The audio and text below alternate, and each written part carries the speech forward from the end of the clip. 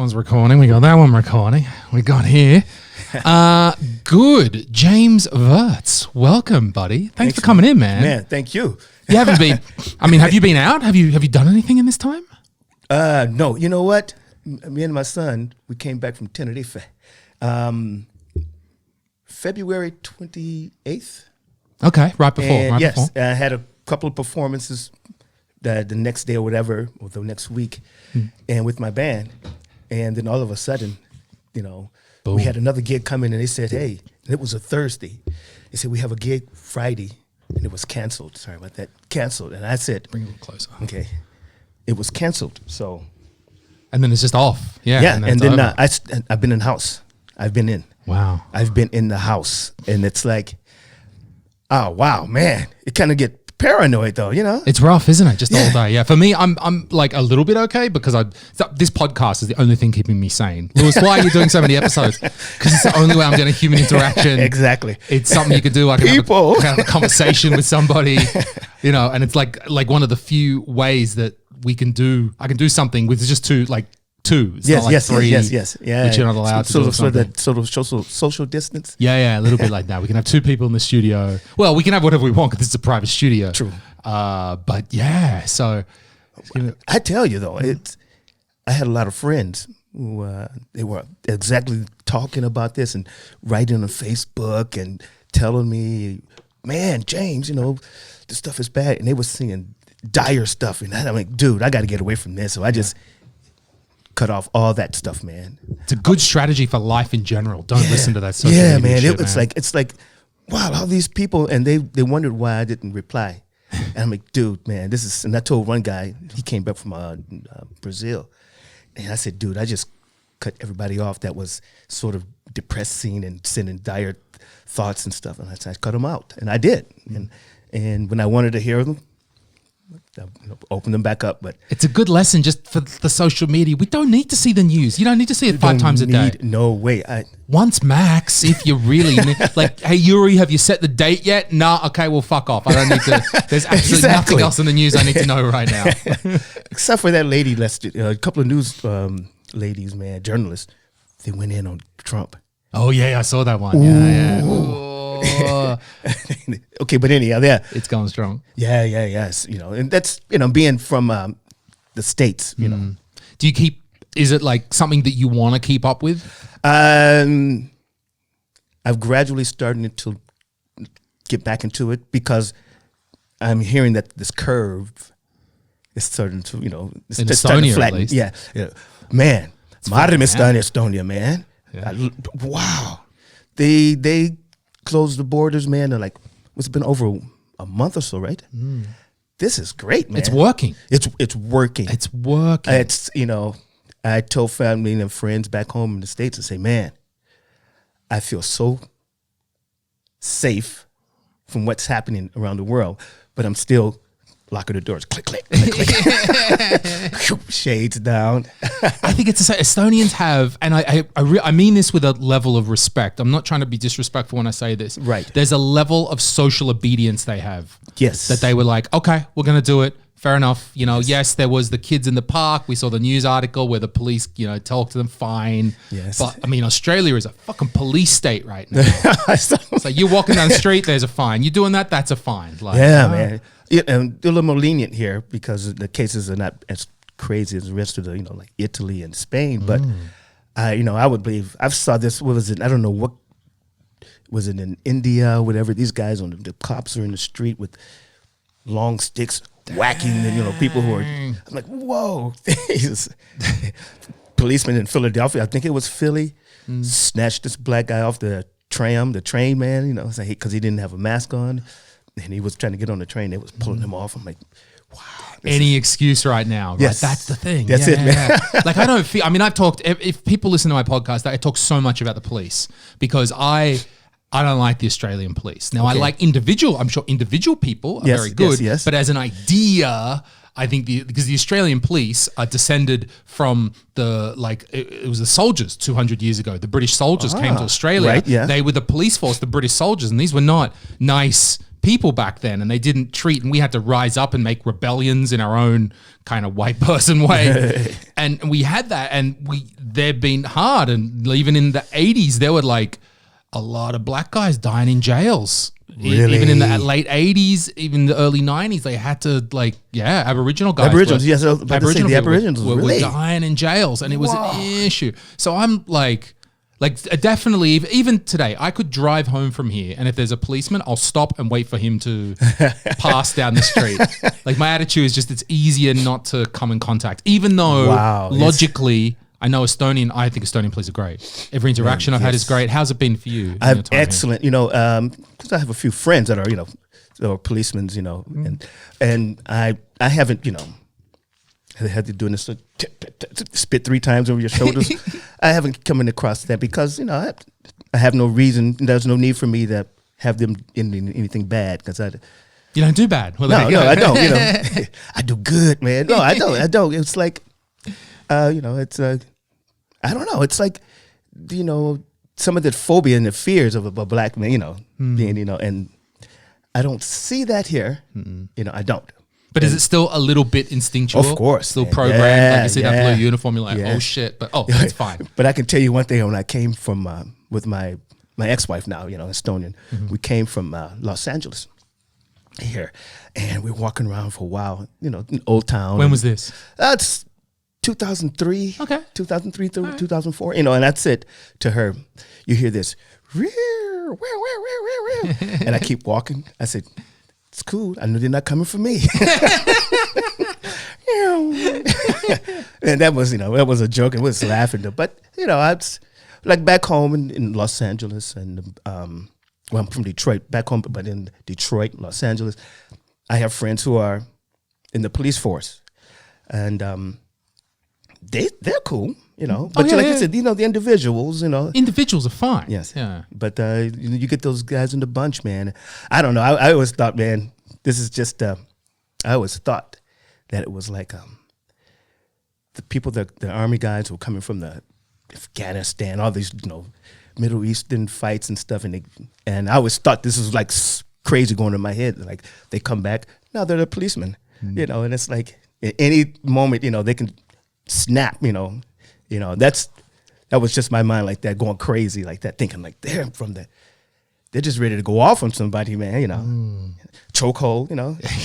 Well, if you're lucky, a chokehold, you know, like, because I was listening to somebody who was talking about that, something happened, I want to say maybe the 90s, there was an incident where a policeman in America, choked out somebody, and I think they died from it.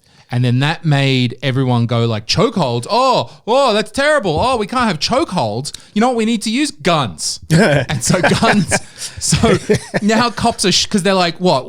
We've been told that we're not allowed to do a chokehold. Actually done properly, you just put someone to sleep. Yeah. You put, fucking rear naked choke from behind. That's the far better way to subdue someone than fucking 1, 2, 3. And that's true. I have a song which I've written about maybe 4 or 5 years ago when this one guy got in a chokehold for selling a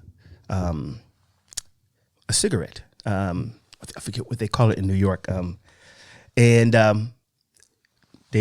put him in a chokehold, this New York policeman, you know, and he died there. He kept saying, I can't breathe, you know, and I forget his name. I have it in my song. I have a whole song when all this, you know, this St. Louis incident happened, Cleveland with the kid getting shot, you know, in 10 seconds flat, whatever like this, you know, and for playing with a toy gun, you know, I wrote this song, man, and it was like deep on my mind. It's like, and it's really, you know, if a black person would listen to the song, you're like, yeah, man, I understand where you're coming from. You know, it hurt, you know, and I sit at home, I do that. I do a lot of thinking, right? I come from a gig, or come from a club in the evening. A radar's up, I'm writing, blink, blink, blink, and then I go home and like, okay. And those like stuff like, I mean, social issues back from your home are still close to your mind. The social issues back home, yeah. I mean, yes. Of course. I mean, I'm here, but, you know, I'm there, you know, looking at what's going on, and it hurts, you know. Overall, black, white, brown, you know, Asian, you know, you see a lot what's going on, man. And it's like, it's good to be here. Yeah, right. You know, it's like, you know, guys, I don't know, it's good. You know, I do want to live, you know, go back home, but I don't know when, because my son is going to school at VMC. He's gone doing good, and me and my ex-wife are doing a great job with him. Nice. Yeah, really good job, and I want to be here when he, crosses the podium, after graduating, and then move on to his college, career, and then then we'll see. Yeah, we'll see. Because how old is he right now? Right now, Miles is 15. Okay, all right. Yeah, so it's good. It's a good age. Yeah, good. yeah. He's a good kid. Very, man. I don't. Every parent's gonna say that he's a good kid. No, he is. He is very thoughtful, man, and intelligent, and he and I always go on holidays together, man. Just nice. Hop in the plane, and we go, and we know what's going on. So that's what I like about, my son. And what do you think about the differences as a growing up? Let's say in America, if you're a teenager, and in Estonia as your teenager, because kind of what I saw. I feel like in Australia, okay, I'm sitting here as an Australian with a beer right now, feeling the stereotype. But as kids, kids drink, right? But it's not a thing like it's, I don't quite know how to put it. Where I found it when I came here, like friends of mine were like, yeah, when we were 16, we would just leave school and then go and have a beer in St. Patrick's in Old Town. I'm like, what? And they're like, yeah, well, we weren't causing any trouble. It was like 3 PM. Yes. And it was I don't know if that still happens. That was a few years ago. And some of these 2 years ago, with it, I would think it is still happening. Yeah, right. And it's different. In Australia, you can't even go onto the pub if you're under 18. You're not even allowed in. Exactly. How do you feel there are some of the differences between America and Estonia in the way teenagers growing up back home, 18, in some states you could drink, but 21 in others. But I think it was around 15, hanging out with the fellas. I probably, sipped on a beer or something like this. But I don't think, never thought about going into a bar. Yeah. Never. None of my friends back home. I think I was, first bar I was into, I was playing the bass. Yeah, right. For this, but coming up, we'd be in the alleys, in Detroit, sipping on some beer. But I had a lot of friends of mine trying to get me to smoke marijuana back then. Okay. And I was like, nah, dang, come on, man, you can do this. I'm like, nah. How come you didn't want to do it? I didn't want to do it. I didn't. Fair enough. You know what? Okay, I was deep into sports. Okay. I'm a big sports person. I was American baseball, football, basketball, hockey. Just kidding. I was like, but and I just never thought, yeah, that's fair enough. I never thought that was part of that world, to smoking, whatever, cigarettes, anything. And one day I saw one of my 2 idols, sports guy, American baseball player, at the baseball game before everything started. They're out, in the dugout. Dude was smoking a cigarette. I saw one of my favorite singers walking down Melrose Avenue, smoking a cigarette. I was like, no. The dreams have been shattered. It's been shattered, man. I cannot believe that. Man, come on. So, but I never, cigarettes, and never even thought about smoking a cigarette. Do you smoke? No, I don't smoke. Okay. You dabble? Not the cigarettes all the time. Something else maybe on occasion. Yes. But no, not cigarettes. No, because part of your job is to be a singer, so you can't be puffing away necessarily. I can, look at my people around me, man, in the business here. They're smoking cigarettes like it's going out of style, man. How do you feel like it is for your son growing up right now? Let's even talk about the attitude to alcohol for teenage Estonians. Oh, well, okay. Well, Miles is like,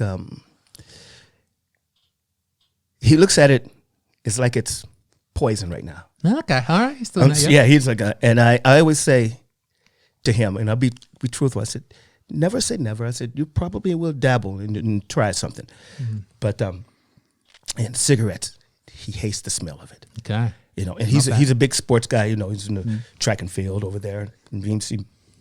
But he's always, we came out of theater one day. This is the Kino, and VMC, and some guy was smoking cigarettes maybe 4 or 5 meters in front of us. My son actually took off 6-7 meters that way, so he wasn't downwind. And I said, I like that. Nice. Keep it up, man. I said, you know, so he wasn't, you know, because his mom, myself, you know, she doesn't smoke, and she's a big sports person, and I don't smoke, and but I was glad in Los Angeles, you know, they lifted this. It was in late '90s, I think it's '99 or something like that, when they lifted the smoking.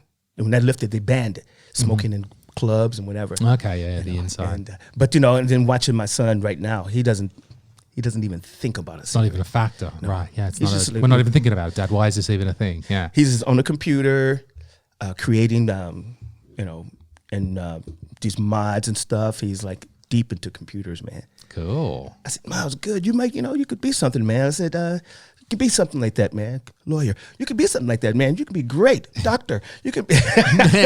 Keep trying to impregnate doctor. Just doctor. You could be a doctor. But, you know, it's like, I like that about him. And I remember one day we were in Los Angeles, you know, Anastasia, the artist, you know, she was in our band, you know, in LA. And she was, we had just came back from Hong Kong. And we were at this club called the White House in Laguna Beach. And we're playing, nice place too. And we're playing, and it was a tourist. I think she was German. She walks up, she was in front of the stage. The stage wasn't so tall, so high.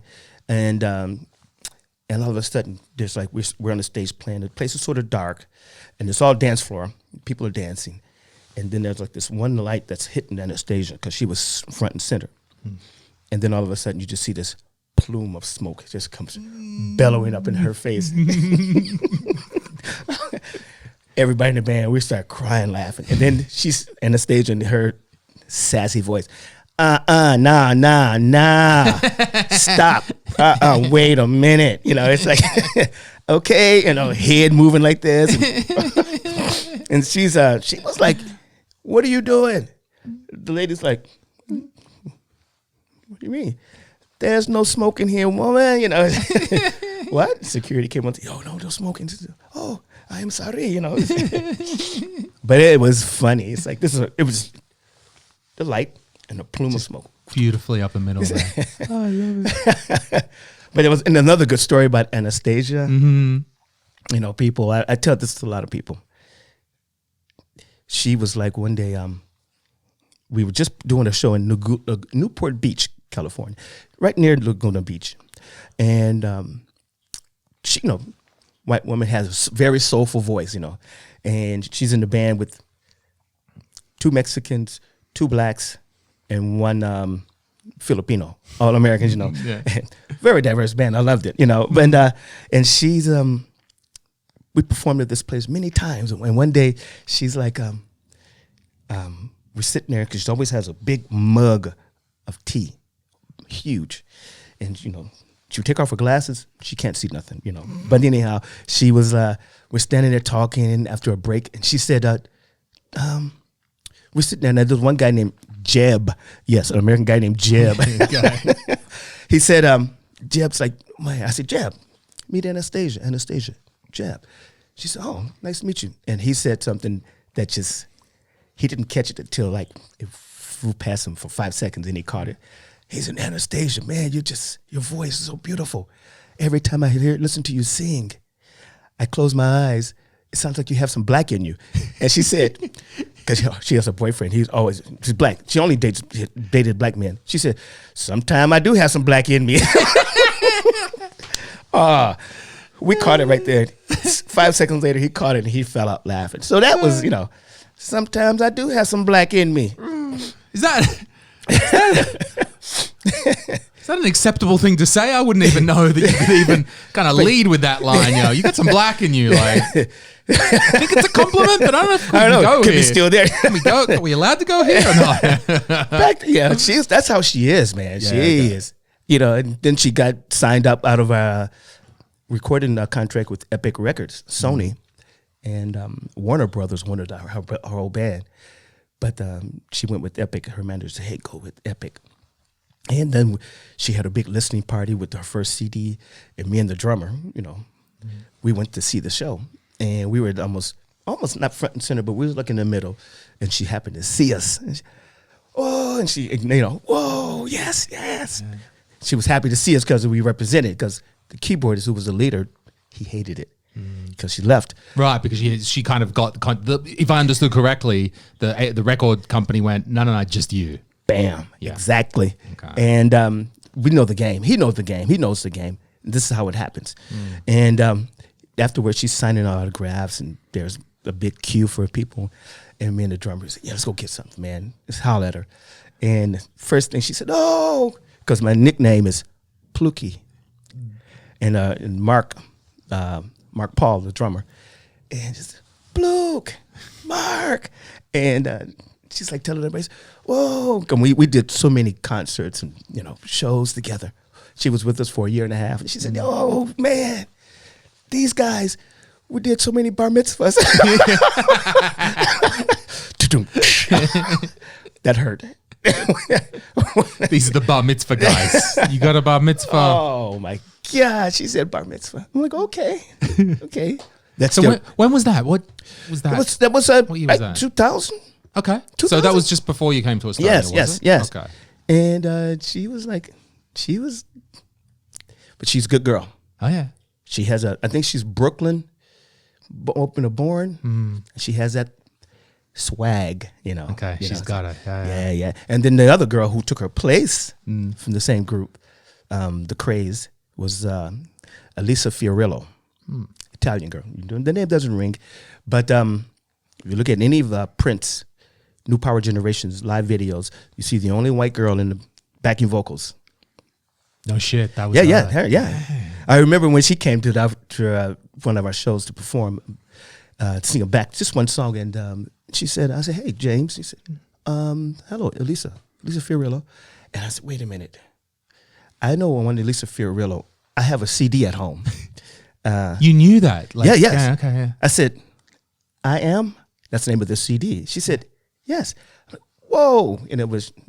And then she took over from Anastasia, Oh, that's nice. Yeah, but in between times going to here and with Prince and everything, and she has some nice stories about Prince too, That's such a good tale about the entertainment industry, because it's like, what? She was a backup singer, very close, let's say, with the core crew of motherfucking Prince. Yeah, I mean, like, holy shit, Prince. Like, yes, it's Prince. yes, like, yes. the man. Like, cause it doesn't get more man than that. Like, what a legend. Yeah. But here she is still hustling for work. Yeah, because that's the game. That's like the game. Said. That's the game, man. It's like when they're off, when they're off, she's not on a retainer, so she has to work, and she did. Man, I felt good when she came.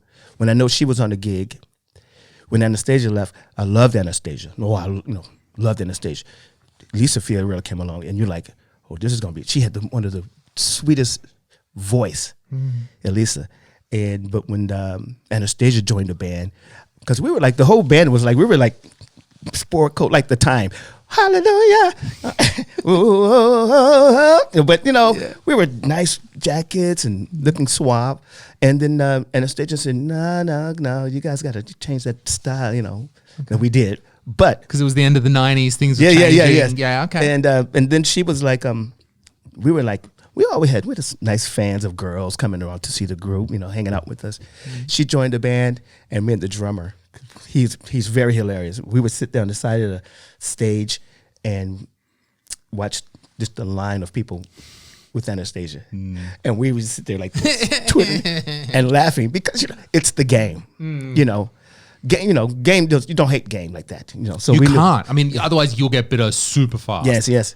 And she was like, and one of my friends, she was a reporter for a jazz article in L.A. She even told me, she said, "James, Anastasia, I would do her." That's Huh? But Anastasia she has long stories, man. She has great stories, and I loved her.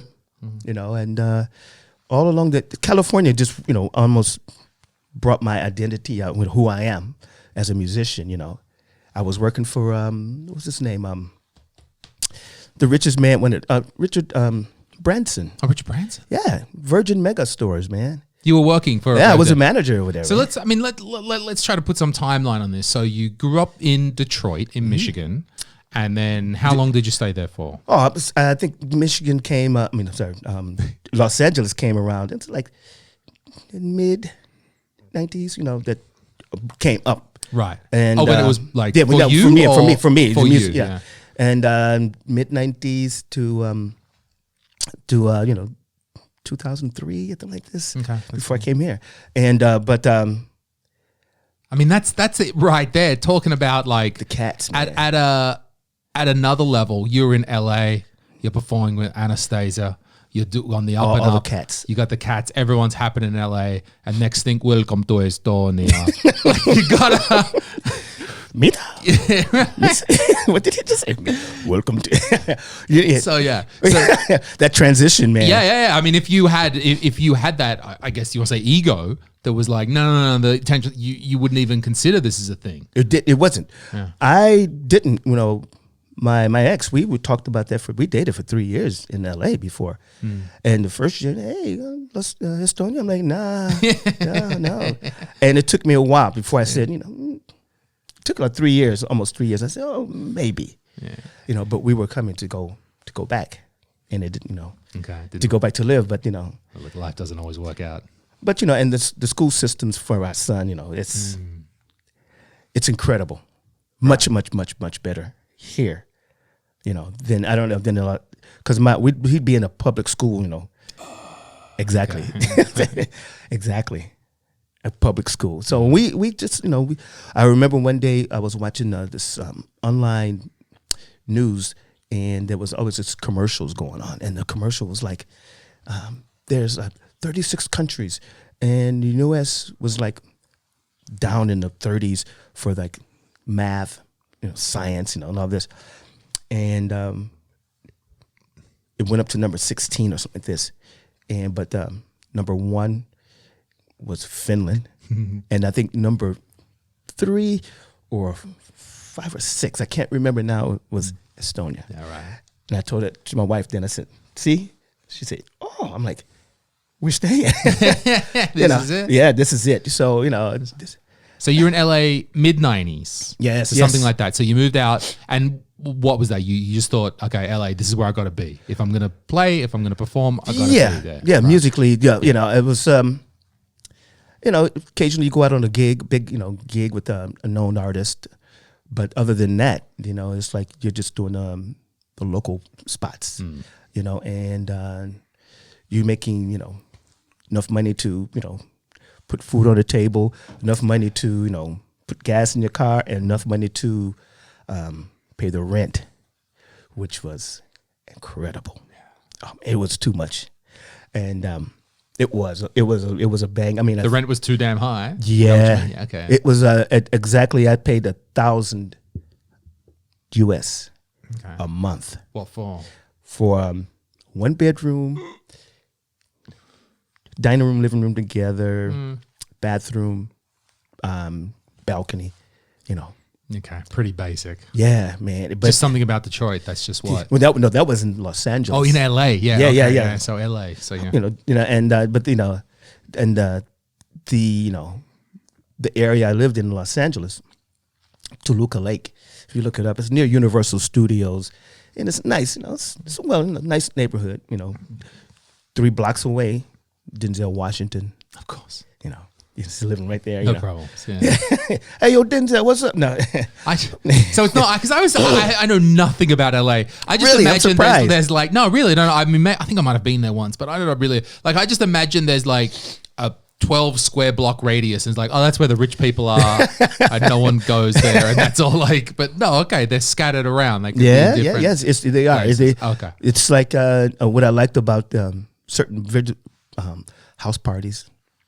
Bam, you look up, wow, you know, and musicians and artists, and that tells you they're human, just like you. They're just like you. And I remember we did a big party with my band, a backyard party for this actor, and at this backyard, I still have photos. Was every movie star you could think of, everybody, Tom Selleck, one of my favorite. He did like these old movies I used to watch. I used to like watch these agent movies, in like Flint. James Coburn. Okay, yeah. He was there, and I'm like, no. Like, what's up? I said, you know him? They're like, no, who is that? I'm like, James Coburn, man.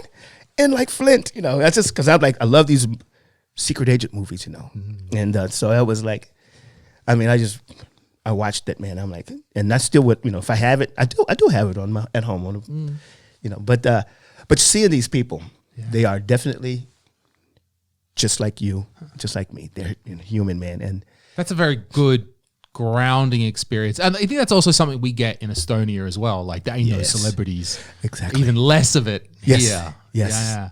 But see, the people look up to you, you're a star. Okay, yes. so let's not point to Lewis directly, but Yes. Yeah, right. Yeah. Yes. For you, if you've done something, I've been on the TV, I saw you somewhere, Yes. Yeah. and they think that, And I've told them that you're famous. No.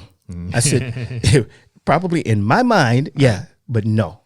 It's like, with it's like, okay, I would hear the same thing from people that I know. Oh, Lewis, you're famous. People know who you are. But it's like, you just know me because I'm that Australian guy. It don't count. Like it doesn't count if you're the black guy here. Yes, right? yes, It doesn't yes. count if I'm the Australian guy here. I hope that people want to know me for something I've done, which maybe they do as well. I do hear you. I hear you in the Talink. Oh, I hear okay. you. It's always something. Yeah. I'm like, hey, tell myself, that's Lewis on the speaker there, man. Tannoy. Really? Who is Lewis? But yeah, so I know what you're saying. You get that from people. They say, hey, Lewis, you're famous, and I know I'm not. I'm like, no, I'm not. I am not. I just think I respect this country, and you give me, a chance to vent, musically, do your thing. And have fun, and It is what it is. Look, Stripper Marco is famous. Like, Igor Mang is Igor famous. Mang is- Anyone can be fucking famous in this country. But, it's a good reality check. It's a good. But now is a good reality check right now, man. We know we're just like, now I'm scraping into my savings accounts. We've all got to. Yeah, right? man. We've all got to. Yeah, man. So it's. I mean, do you have a next gig booked? When is that next gig? It was weird, like Friday, beep beep beep. My phone just have a gig. Saturday, beep beep. They'll cancel. But May. Okay. That's coming. And it's gonna be mid-May is when the gigs are starting. Pop up. Well, if they let it, because now, now the government's saying we think mid-May is, but they haven't even announced. So, well, that's. I'm looking right now. I'm looking at end of May. That's like, I'm just.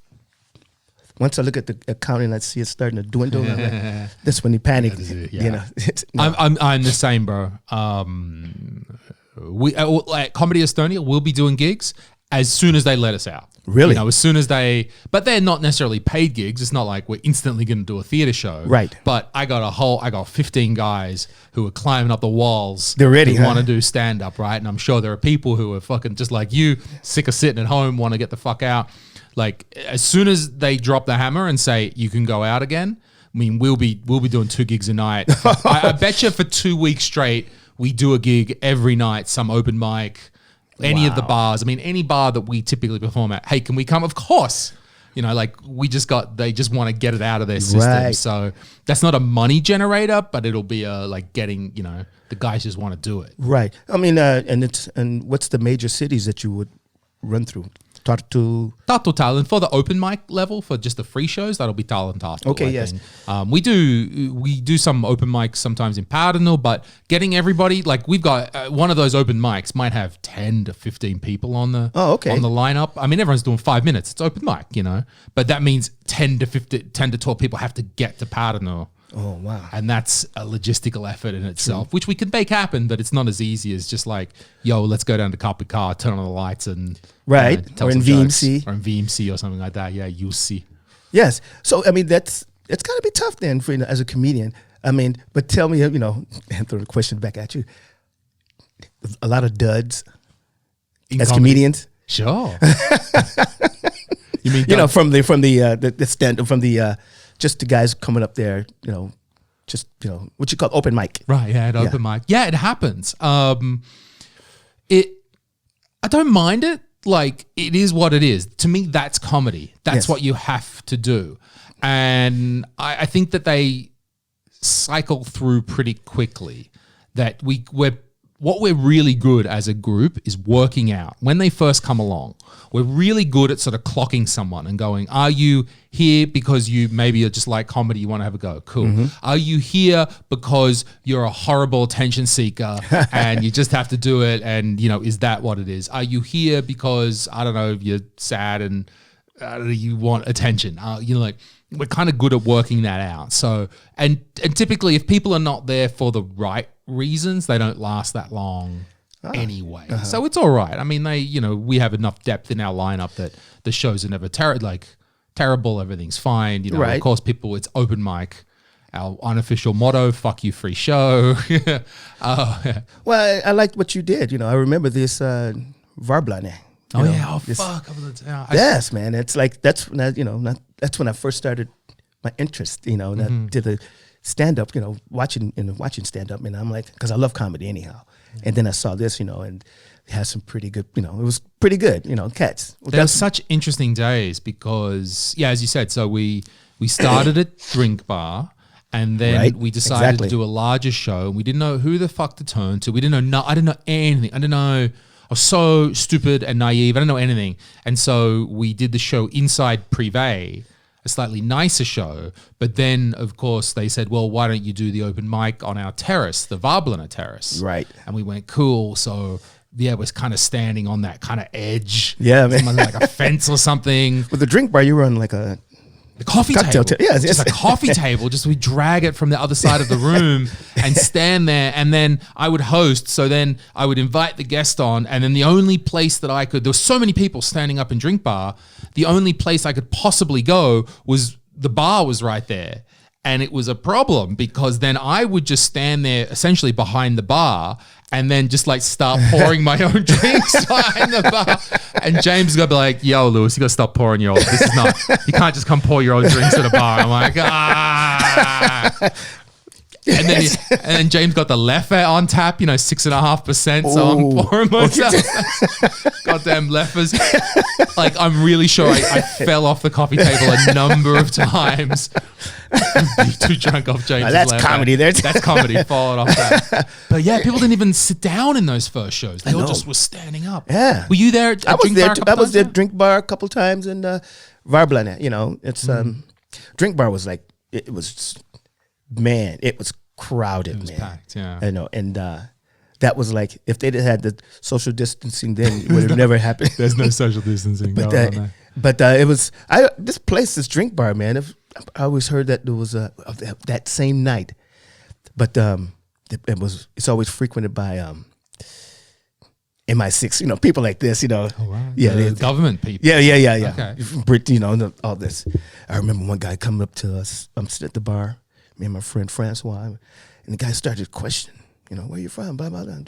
And we're like, what's going on here, man? It's like, so, but again, that's probably just hearsay.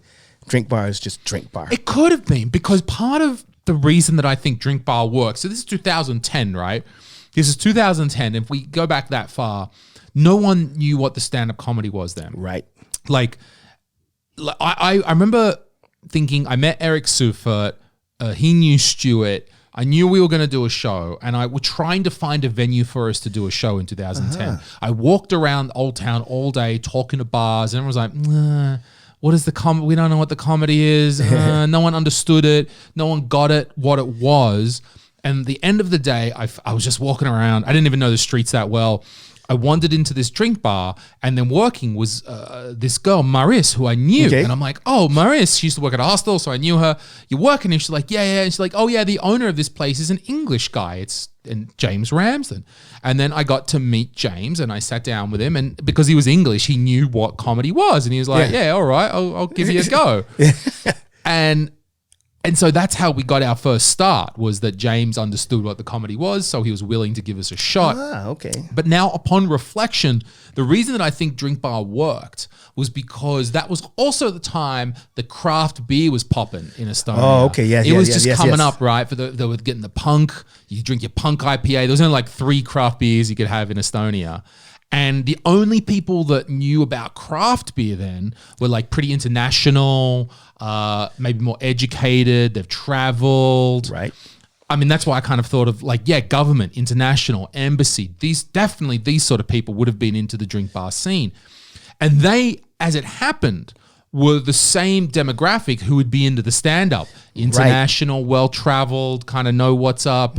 And that's why I think Drink Bar popped at that time, because it was those same people, and that gave us the kind of springboard. And then we went, okay, now we actually got to appeal to some Estonian people. Fuck, what are we going to do? This is all foreigners. And then we could go from there. But well, back then, I'm sure, English was still, getting over, and the pub owners or the bar owners were afraid that their clients wouldn't understand it. there was that afraid. But I think also we adapted as well, because I mean, it was started with me and Stuart and Eric. And then, okay, there was Andre there who could do Estonian, but we're all primarily English at first. It really took us a while. I mean, doing shows like Vablina, and then guys like Carl Lari came along, then Sand Rodriguez came along, and then started to be like, no, we're going to do it in Estonian. And it worked, and it was fine, and it was good. And then we had this very gradual shift over time that it is now primarily Estonian, and only like one show a month maybe is in English. Wow, this is good then. Estonians are funny too. Oh, they are. I think they're funny, man. There's no doubt about it. I think there's some funny people, man. Their humor is very funny, man. I like that, you know. And I remember one day we were driving, and just the humor from the driver, the guitar player. He was driving to a gig, and he said he has a friend that was selling his I think it was like his 2000 Audi, and it was like 2017 already now. He said, yeah, he's selling his 2000 Audi. And he said, he wrote on the car, he said, car's in great condition, same oil from 2007. Authentic. Original. All original parts, including oil. Including oil. I'm like, okay, yeah. But yeah, I find the Estonians are very, they're funny, in their own way, and when you got something like 2003, let's say, something like that. Did you immediately try to get a band? Did you immediately try to put something together? No. When I knew I was coming, me and my my girlfriend, we getting married here, and I knew once I knew we were coming, I took the notion of just looking into Estonian music scene. And the music scene, it was like, oh, okay. It's where you can hear Rod Serling going along. Picture, if you will. Okay. But and so I started inquiring and looking at different bands and seeing, I'm going to be here for a short while, and say, hey. Finally, I saw Dave Benton. He was with this band called Lament, and they have a Tanel Padar was in the band, and the band was big, sort of like an Earth, Wind, and Fire type of band. But they had like costumes on, almost like clowns and stuff, fake wigs and colorful wigs. No, I wasn't into that. But anyhow, I wrote the guy, Yak Ahalek, the drummer. I said, hey, me and my girlfriend, Estonian, plan on coming there. Not going to be there long. And looking to, to even just jam with some musicians and bands. And he wrote back, yeah, cool. And he had a girlfriend in San Jose, an Estonian girl, and apparently that message got to him in San Jose. And he said, yeah. I said, probably in about another 6 months or something, I'll be in this, And he said, yeah. Come on. And I said, okay, I will send you a package of what I'm doing, CD, promo pack. And I sent them a CD, and in 11 days, it was snail mail. So he got it. And on the 11th day, he wrote, I know I said this in the rant. I said, hey, I play bass and I sing too. He said, no, we don't need no singers. We got enough singers. I'm like, okay, and so sent him the CD, maybe 6 or 7 songs, me singing on and playing. And the 11th day, he wrote back, man, here's 6 songs we want you to sing. True story, man. But it was fun getting into that situation here. Once I got here, I got off the boat. There was now a Finnish guy named J-Day. He was the lead singer in the band now. And I got off. I took the boat. We flew into Finland, stayed with my friend who's a Finnair pilot. We stayed there, and then we came back the next day, and on the boat, and the singer was on the boat, J-Day. So we met, and we both hopped into the taxi with my future ex-wife, going with her sister. They dropped us off. So I went to the sound check, audition, performance on that day. Same day. That's it. That's Estonia style. That's where the what's the place called? Club Theater. Club Theater. It's next to the Russian theater, drama theater. Okay. Yeah. Across from the Vabadusi Square. Right. Yeah. Oh yeah. It used to be a casino there, and that's when down there. Still a car park in those days in Vabadusi Valjak. Yeah. Yes. Yeah. Exactly. Okay, yeah. Yes. And so we were there, and I walked in and plugged in and everything. Met everybody in the band, and it's like, yeah. And all of a sudden, it's like, did a few songs, and I'm singing this. I think it was Temptation songs. They gave me songs to sing. A Temptation song. Or was it My Girl? Or it's My Girl, talking about my girl. And so it was like, I think it was one of those songs. And I look and I can see the peripheral going, and I see the keyboard girl. The keyboard is Medican Muxie. She's going like this to the guys. And I'm like, okay, maybe I'll have a chance. All right. And but it was the messed up thing about that was, there was a bass player out of a gig. Oh, because you put someone out of a job there. I didn't know that. I thought it was I thought it was an open. Right, and then someone else. Yeah. That's a tough part of showbiz, right? That's a difficult part. On one hand, as you already said, like, that's the game, baby. That's the game. Yeah. But there's still, on the other side of it, some poor guy hasn't got a gig now, right? And he's a cool guy, and I didn't find out until like years later. Okay. And they said, yeah, James, he had this gig, and you didn't, you came in and without even saying anything, they gave you the gig. I'm like, wow. I didn't know this, so. It's tough, man. It's tough as well because it's a small market here. It's a small town. Very. You don't want to be a first day and you've already pissed someone the fuck off, right? hard. Like, I'm out of a job. There's this fucking black guy comes here and I'm out of a job. Fucking like, that's it. He's Ekra, right? That bass player was Martin Helmer. That's right. It's your fault. It's your fault, James. It's your fault. That was good. It's like, and it's like it happened, and I felt, I didn't know then that this guy was out of a gig. Yeah, sure. But he's Estonian. He's a great bass player, nice singer. He did have a gig, after that. But and then we formed the James Werts World Project about 7 years ago, maybe 8 years ago. 13, 12, 13. Okay, yeah. 12, and once that started, we had a saxophonist who was the sort of like the leader, and he played sax and colors on the keyboards, and we started getting around gigs and stuff, and we always had gigs, and then each year you could see more gigs piling on, and then I think Ivo left. He left about 2 years ago, and presented us with a nice keyboard player, Ryan Rama. Man, this guy is incredible. And so he came along, and then our performances got even tighter, and it's and to me it's great, and just gigs, you know, gigs on top of gigs. Sometimes the drummer can't make a show because he'd already, you know, launched the gig previous, you know, to get it ahead of time. Sometimes the keyboardist get the gigs, and once in a while the guitarist. And I'm thinking, what if I get a gig somewhere else?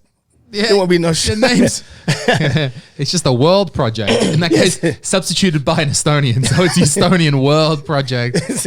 But in that, we did have what's her name? Sofia Rubina. She Estonian Russian girl. She's a great singer, jazz. She had this feeling for me one day because I had pneumonia. Oh shit! I took to the hospital, man. It was like 5 years ago, maybe, and I went in, man. It's like I couldn't breathe, man. They took me from where I live in Vinci, up there, man. It took them about 4 minutes 5 minutes tops in the ambulance to get to the Kesk-Haigla, and I'm there, and then they put ventilator and everything, and blood checking and everything, and then 2 hours later, this guy comes with a mask from a distance. I said, yes. I said, what is it? He said, pneumonia. I'm like, wow. Dang. And it was like 10 hours later, so, I'm getting out of there. And they gave me I had to go to the Optic, took the Optic when I got home. And about 6 hours later, I had to do a cough. And I think everything came up. And I was like, I'm singing, I'm breathing great. I'm like, whoa. That was it? That's all it took? It took, the antibiotic, and I took those antibiotics. It was great, man. It's like, and... So Estonian healthcare system, you're a fan. You got to love it, man. Oh, yeah. Five. We got healthcare, baby. We got healthcare. We got healthcare. Right. It's €5, man, just when I checked out. I'm like, what? What? Thousands? Not thousands? No, I got to saw someone, yeah. But, I mean, you have, your doctor, he or she is pretty good. Yep. Yeah, I have a Peta-Ars, the family doctor. Sure, I haven't really had to do too much beyond the family doctor, but has been, no, I think once I split my lip, I had to go to emergency. That's about it. Okay, yeah. And that was fine. Yeah, I mean, they saw me. Oh, yeah, I was with my girlfriend at the time in my house, and I'd sort of just blacked out. And I just dropped like a sack of fucking potatoes. Wow. Just boom. And I hit my lip on the edge of the coffee table on the way down, and I kind of split it open a bit. And at first I'm like, no, I don't need to go to the hospital. No. I'm kind of holding my lip, and she's like, no, we're going to the fucking hospital. And so we get to, whatever. I don't know. Is it Kesk? No, Kesk. The one in Mustamay. I forget. Yeah. That's the general hospital. Yeah. So we're there in emergency. Of course, we check in. The lady's there. It's, I don't know, midnight, 1 a.m. or something. We're waiting the turn. I've got a big ice pack. We brought our own ice pack, and I've just got that on my lip. And I'm sitting there gently. And then from behind me, there's a kind of a guy, and he's holding his head, and he's all kind of sick, and he's with his girlfriend. And he turns around, and he goes, "Oh, Lewis, hey, comedy guy, hey, good to see you." And I was like, no, I'm like, not now, please, not now. In the emergency, waiting. He's like, yeah, like anytime, but now. Wow, it's like, well, it's a small world. It was a small world. It was. I've only had good experience with the Estonian healthcare system. I have two. I love my doctor, Medike. She's Medike Tom. She's excellent, man. Come in and I like him. Whereas if I need refills, bring. I need this. Okay, check it. I'm taking about 25 minutes or an hour. Yeah, no pad, no scroll, no doctor's scroll on the prescription pad. No, just go down to the Uptech and clock in. You're good. I'm like, wow. It's like, so, you got to love it, man. It's an amazing system. It's like, I mean, we are. It's great, Like I was telling my ex-wife's sister the other day, she had dropped me a cake, and she's like, we were sitting there talking. She said, yeah. I said, don't you like this country, what's happening here? She said, they're, how they've jumped on the banning, or closing the borders, and everything. I said, what's the, I don't even know the rate for, people who have passed away here. I don't know what's the amount of About cases. 51 people have died, which, of course, every death is sad, but all things considered, not a bad. Yes, rate. if you're looking at numbers, If know. we're looking at numbers and pure statistics, very good for a Yes. nation to be at that level. A friend of mine, we were texting each other yesterday. She's in Tabasalu, and she's like, once in a while I get out, go to my family, and me and my son, we go to the beach, walking. She said, but most of the tops of everything is just quiet. What about your area? I'm like, you would think there's nothing going on, there's people walking, keeping the distance, go to the stores, and it's real, you can see that there's less cars on the road, but I mean, especially when you go past the VMC Spa. Oh yeah, no one. Whoa! Today I saw it. It was like cars in the parking lot. I'm like, for the first time, it's desolate, man. It's like. My friend Tim, who lives in Paide, he comes to Tallinn very often. And he said he was staying at Snelly, the hotel next to the train station, 18 euros a night. Like straight up, if you need to stay, now is the time to, oh, man. to be staying there. Yeah, but I that's guess it's the same with VMC Spa. Yeah, it's like Bonnie Doon. Such an obscure Australian reference. I love that. It's the serenity over there. It's desolate, man. So James is referring to a classic Australian movie called The Castle, which is the most Australian movie that's ever been made. If you want to learn about Australia, it's called The Castle, and it's about some people in Melbourne, and the government wants to extend the airport and take away their house. And it's about them saying like, no, this is our house and this is our thing. But you could watch it and be like, what the fuck are these people doing? Like, you may not get the joke or the irony or exactly at first. I caught it right off the bat. Straight up. And I told you I had a Finnish girlfriend back then in LA, and we were watching it. She sat there stone faced, like, what's going on? And I'm crying, laughing, and it's like, don't you get this? And and we broke up, not because of that, but one day. My ex, we were there in my place. I said, I want you to watch this movie with me, The Castle. And she did. She was laughing her ass off, man. She got it. She got it, and I'm like, bam. Bro, what's with you dating all those Scandinavian girls? What's going on? That was in the LA. weirdest thing, man. In LA. In LA, yes. This one Scandinavian girl, she, I met online through some Finnish people I knew. And she was living in Burbank. And I lived in Toluca Lake, which is right next door to each other. And so we met, and beautiful girl. And I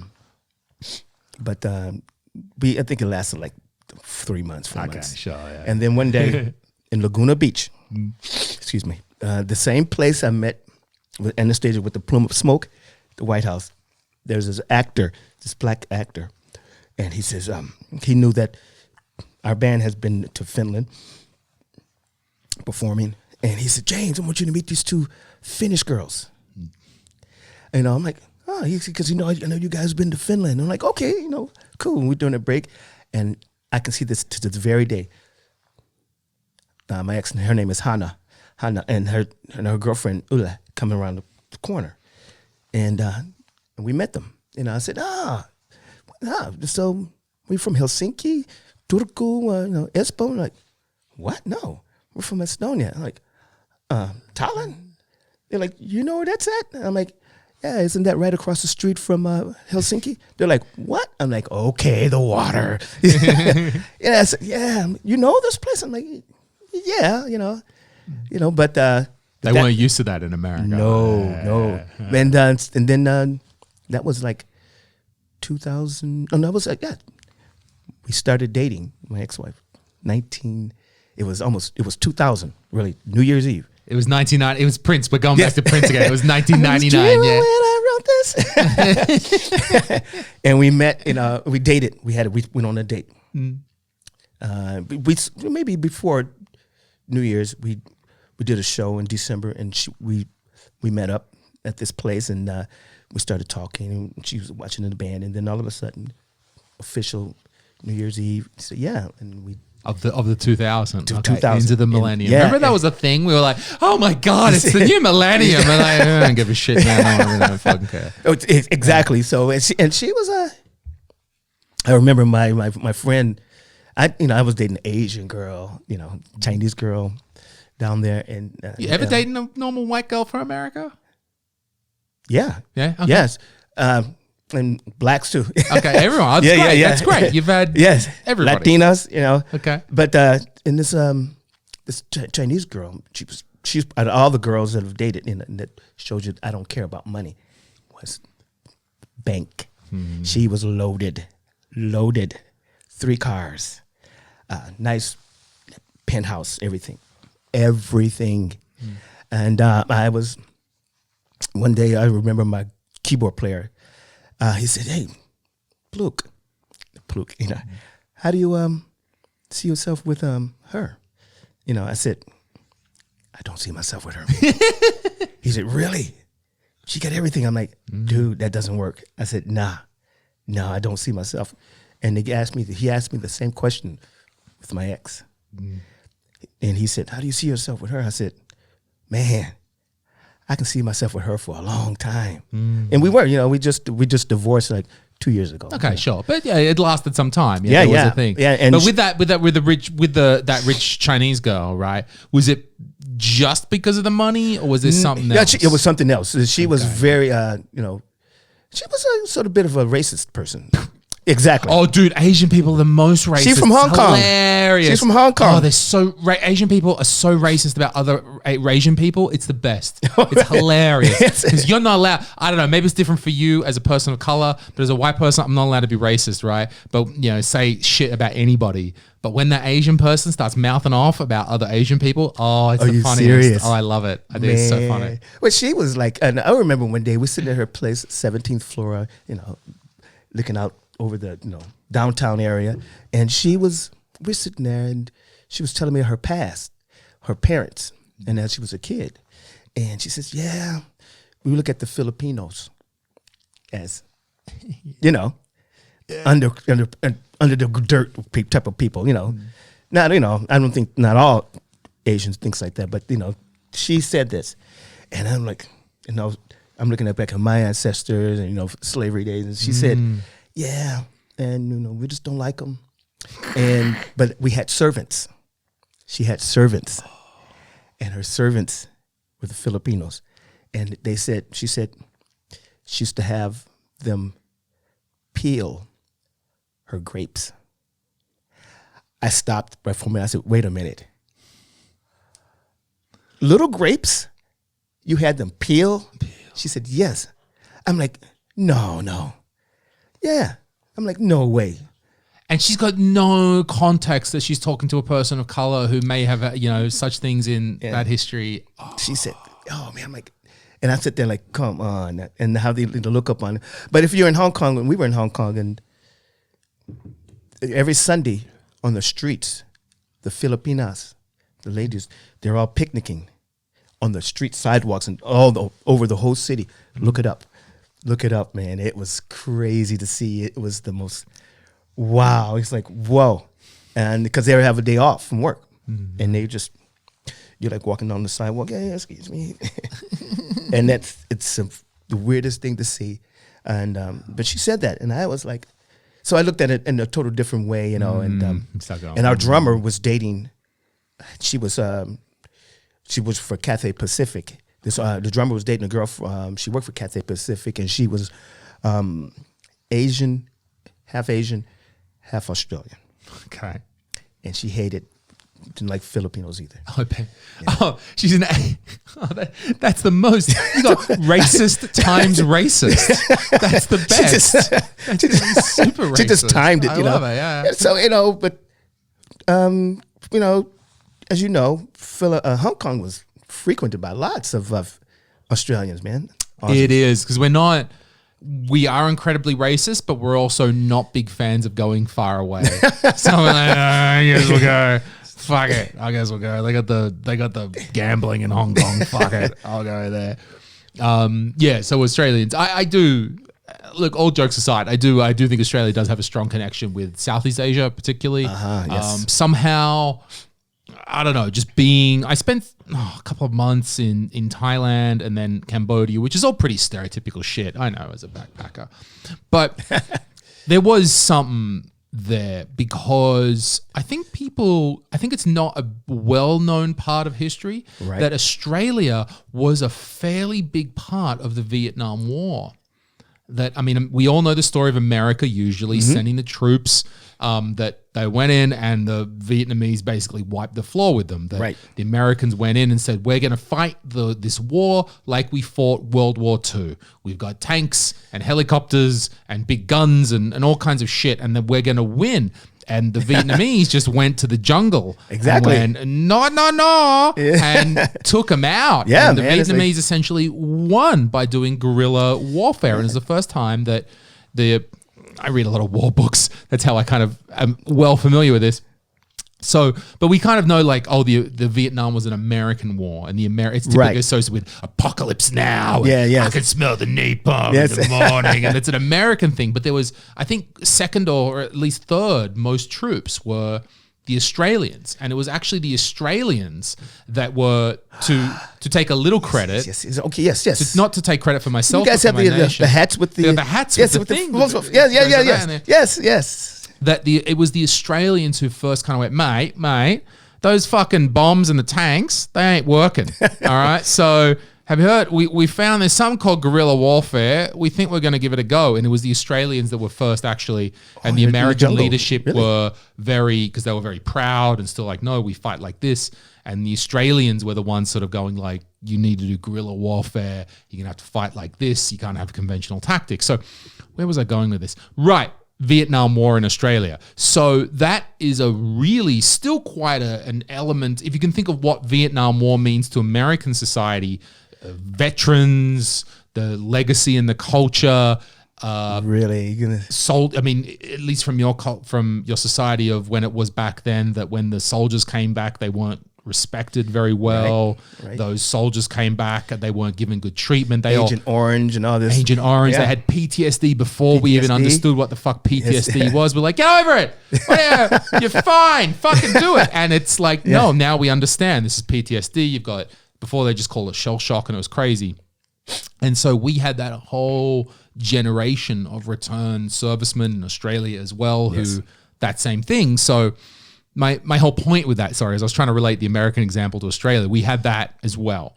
And so we have in our national psyche, I guess, a strong connection to Southeast Asia because we're right there. And we had that strong experience with the Vietnam War, which has affected us. And we now understand you can't disrespect those soldiers.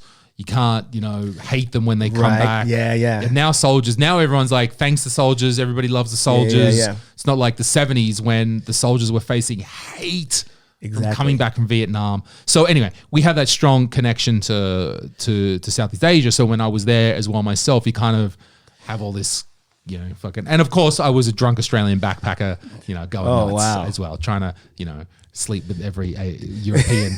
I wish I was into Asian girls. I was trying to hit on every European chicks that I could there. I was you, but in Southeast Asia, hitting on all the Scando girls. Oh, wow. Instead.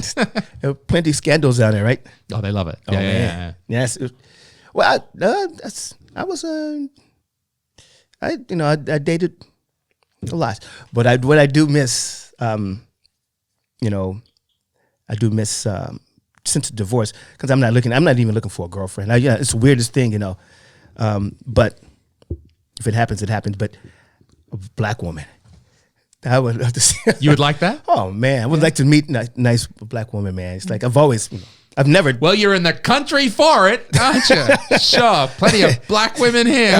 I'm looking up I'm gonna open up doors. No, okay, wrong. Tinder is nothing but black women. Just no. No, I do. You see a black woman, you're like, hey, but then you're like, okay, no, it's just me and my son. We hang out and it's like, Dad, you have a girlfriend? Because my ex, she has a boyfriend. Dad, you have a girlfriend? Nah, it's just go out on a date here, go out on a date there, just there isn't. I see nothing yet. You know, that I like to just say, hey, you know, there could be. I have great conversations with a lot of people, you know, but I don't know. It's a tough. I'm not looking. That's the thing. It's like I currently have a girlfriend, but Yes. I would say before that, well, there was two sides. One was that probably I needed to put my head together, and I don't think I was quite straight, but Yeah. straight way. That's the wrong word to use there. No, quite together. Like together. My Australian homophobia is coming out again. No, I'm fine. What do you but you can't deny it's a small dating pool here. yeah. And if you, or especially if you're a foreigner, that doesn't mean that you can't date people from Estonia, but it somehow does something. I'm not trying to say like, oh, you can only date someone who speaks English or nothing quite like that. Yeah, right. But it just somehow, you've got a limited circle in this country. Yes.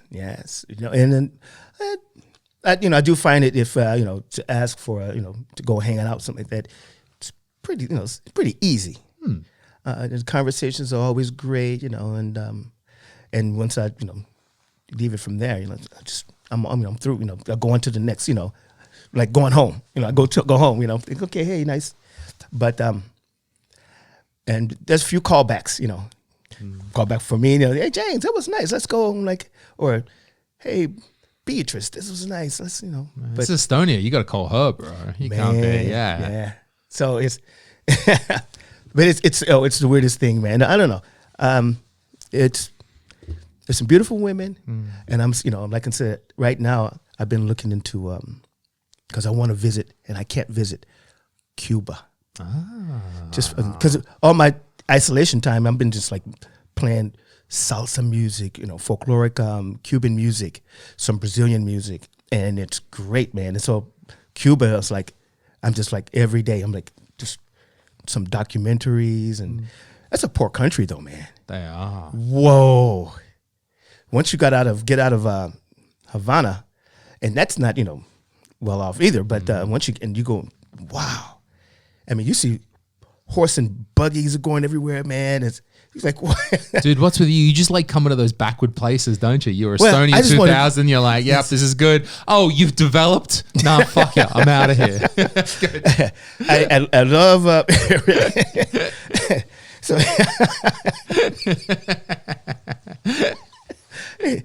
Santiago de Cuba.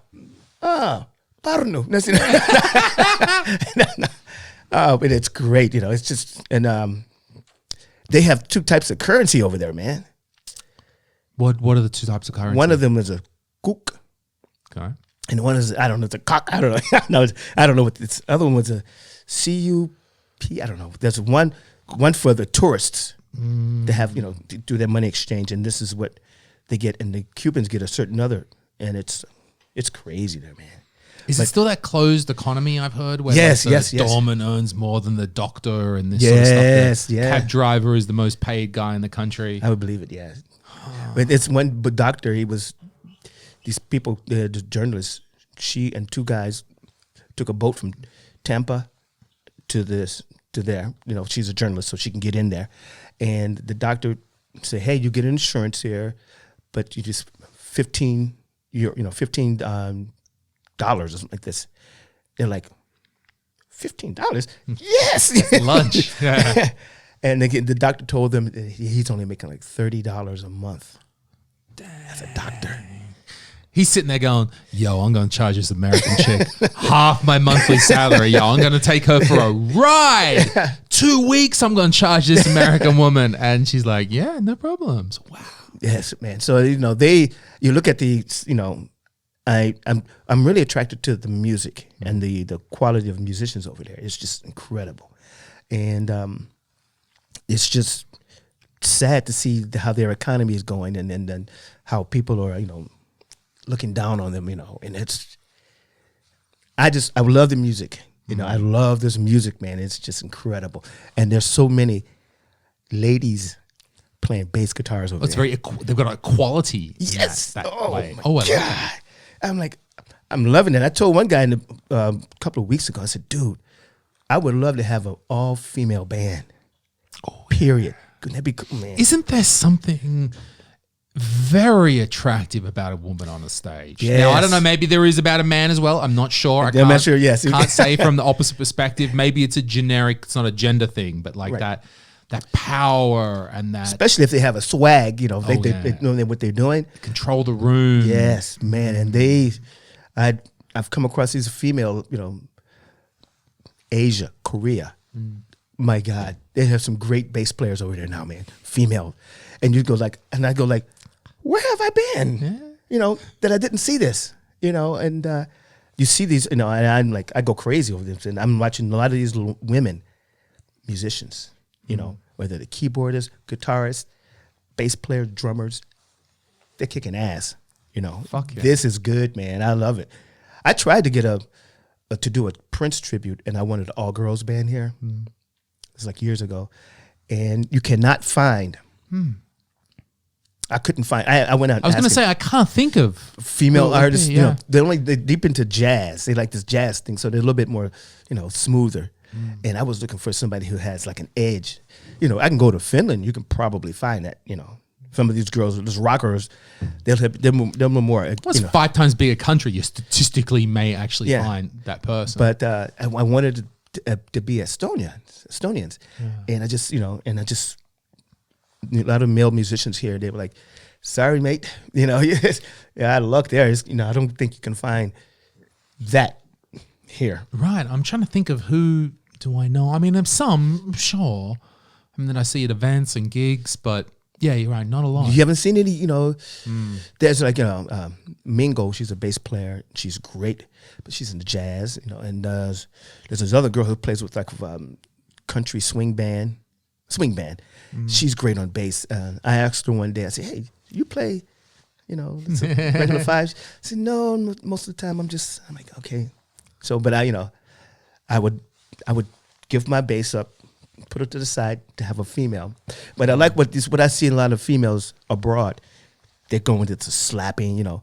They're like starting back from the time, you know, like the slapping, and then they get the technical riffs going on, and they sound so great. And so I like this. And this is the type of girls I want. Keyboard players, same thing. Guitar players, just come out hard. Dude, you know? you and an all-girl band, that would kill in this country. Man. I've always wanted that. The black guy and the women. Yeah. That would be, that's what we'll call it. That was when I first came here. I was in the Eurovision, you know, with Koitome. Okay. And this guy was like, they wrote in the paper, some magazine, "Here's a guy blacker than normal, you know, darker than normal." Darker than normal. That's like, he's like, you know, bet you he's into drugs. Bet you he's in, you know, blah, blah. They said that? Yeah, it was in the article. Me and my ex-wife were reading I it. love it. How did you react I when you read didn't that? reply. I'm like, Yeah. then I said, they're not Were even you talking able- about me. I mean, was that at that time when you read that? Did that make you? I mean, you didn't reply, which is the correct thing Yes. to do, which is a credit to you. Yeah. But were you at the? Was it just water off a duck's back, or were you still like, oh fucking come on, you know? It was water off because I knew it didn't even, what he was saying, the drugs and everything. I'm like, What the fuck? what was he talking about? You know, that's not even me. My ex, she was laughing. She said, I don't know where he got this from. It's 2003. Yeah. It was 2004. Something. Yeah, like it was that. like, no, that was like, 2003, as a matter of fact. And even in Tartu, I had an incident whereas we were performing with the band Lament at the, you know, they have their hockey arena at this mall, Lona. Oh yeah, Lona Kiskus. Yeah. And there was a night, there was a big sale going on from 10 p.m. to 2 a.m. And we're the band playing. And all of a sudden, we're playing, and we're doing, "Do you remember the 21st night of September?" We were doing this. And at the other end of this hockey rink, you see this guy coming down the stairs. And camouflage pants, chain, the boots, skinhead. So he's coming down, and he had a white piece of paper. So now he's still walking, and he had to get past the center part of where the sound booth is. He's still walking, walks around them, heading toward the stage, and I'm singing, and I'm constantly, I'm taking my eyes off of him. So the stage was probably the same height as this table, and he looks at me with the white piece of paper, and turned the paper, and the other side it said, "Fuck off." And I looked at the paper. I looked down at the paper. I'm like, and he walked like at least 5. he didn't write nigger. Like that's something. Yeah. He walked away 5 meters away, turned around, and flipped me off. And when he flipped me off, turned around, I was like, "Damn!" I said, "Is that it? Just this?" He should have said, "There's a bomb underneath the stage or something." Then I would have probably, guys. But I looked at him like, "Yeah." I come from Detroit. I can fuck off anytime. Like, really, that's the worst you've got. Yes, that's fuck off. Fuck off on it, written on a white sheet of paper.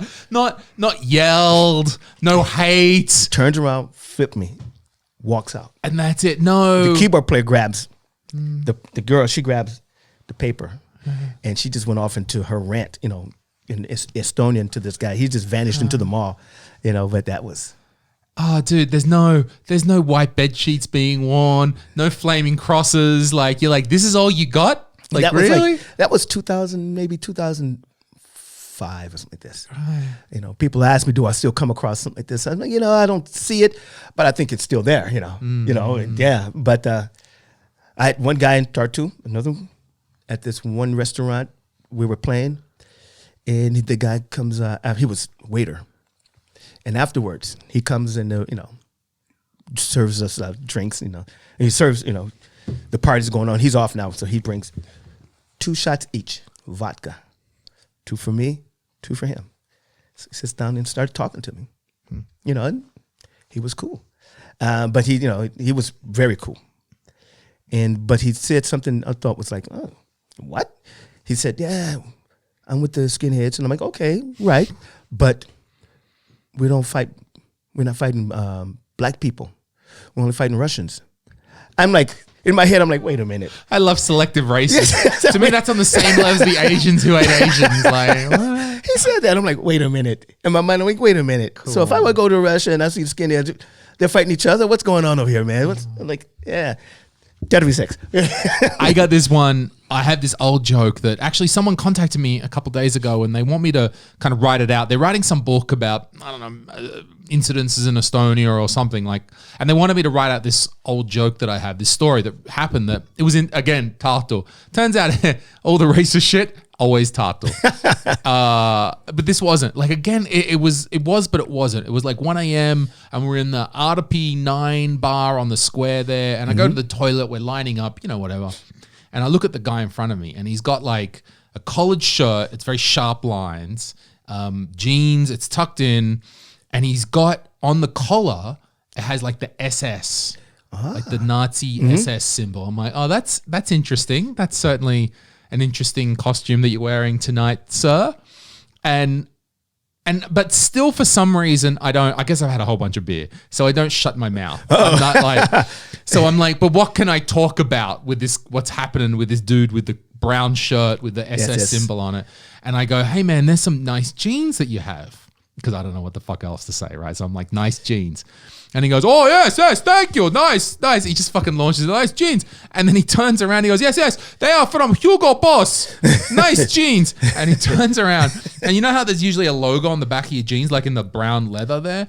It's all gold and sparkly. And he's like, yes, Hugo Boss. You can see. You're so proud of these Hugo Boss jeans. And I was like... And maybe people who are listening get the connection, right? I don't think he understood the connection that Hugo Boss made the Nazi uniforms in Nazi Germany. That's a different connection. That's a whole level. Like, I don't think he got that connection. People have pointed it out to me later. I don't think he was just, I'm so happy I've got a pair of Hugo Boss jeans. And then he starts going to me like, yes, I got, who's talking? And I'm like, okay, we're talking. That's cool. I got the jeans from... And he's struggling with the word. He's like, I got them from not first. And I'm like, and he's like, and I'm like, oh, secondhand. Oh, you got them from the Uuskasutuskeskus. And he was like, oh, you know Estonian word. And like, all of a sudden we were best buddies. Yeah. He was talking to me. And I'm like, it's not. I mean, it was horrible that someone walked up, showed a sign and said, fuck you and flipped you off. Right. In the grand scheme of racism that has been experienced in the world, you could work harder than that, bro. Yeah, man. And that's actually the punchline of the joke. Like, bro, if you want to be a racist, you can be better than that. Yes, like, yeah. something like, you can. Yes. Come, bro. Like, True. It took one Estonian word, and for me to like talk to you, and all of a sudden we're fucking singing Eurovision in Tel Aviv. Come on, brother. Like, really? You can try harder than that. Come on. It's very true. But you know, you get these people, you know, that's bad, Estonians, which I've been to every corner of this country, you know, and the majority of them, Yes, are so cool. absolutely. The majority of it, you know, Absolutely. there's only a pinch, a few people that are, you know, hateful, that are, And I think foreigners. that's for me, that's the point. It's just a small proportion. And how to say, the racism, I think, my perception, this could be very wrong. I don't want to say, it's different. Like in America and Australia, we have this deep inbred in our culture. It's happened for 200, 300, 400 years. This is deep. It's rooted. Estonia is like, I don't like black guys because I've never seen a black guy before. It's like literally. Ta-da! Exactly. Fucking Seam from Voodoo has never ever seen a black guy before. And that is pretty much 50% of his problem. Yes. And that doesn't excuse it. That doesn't mean that it's better or anything. That's a better form of it. But it has to be, I think, approached in a different way than you would get rid of the racism in our countries. Right. Yes. Well, and I've met a young lady from a gig we did in Tartu. No, and she was wanted. We were there, myself, the guitarist, and the drummer. And the drummer walks in. You know, he's saw this beautiful girl, and he's, you know, talking to her. And so me and the guitarist went to the bar to get some drinks. Guys, need anything to drink? No. Okay, so we left them. We went to the bar, got our drinks, come back. But the girl, she just kept staring at me. Huh? And I'm like, I felt uncomfortable, you know. And then she comes over and she said, hey, can you want to dance? And I'm like, you know, my boy's talking to you, you know. So I don't want to know. No. I said, she said, no, I just want to dance. And I said, dance? And I looked at him. He said, and I'm like, okay. So we danced a couple of songs, come back. Now she wants to talk.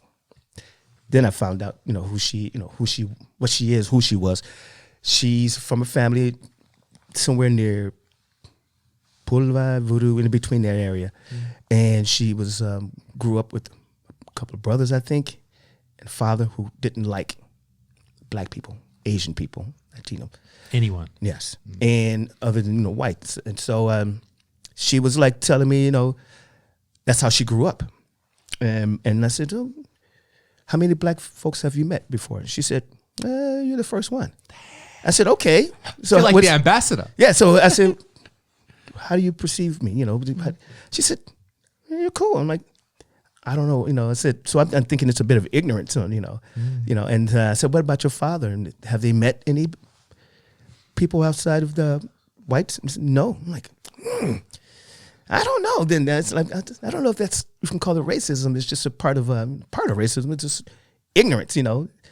And she and I, you know, shared emails for like 6 years and now 7. You know, just, hey, how you doing? Blah blah blah. Last time I saw her was about 5 years ago, I think, and that's it. You know, but we always shared 3 or 4 times a year emails and saying hi and laughing, and you know, and that's it. And again, it was like, you know, I'm not out here trying to change nobody. You know, it's like what they see from me is what they get. You know, and covering all this, you know, areas of Estonia, you know, I've been to.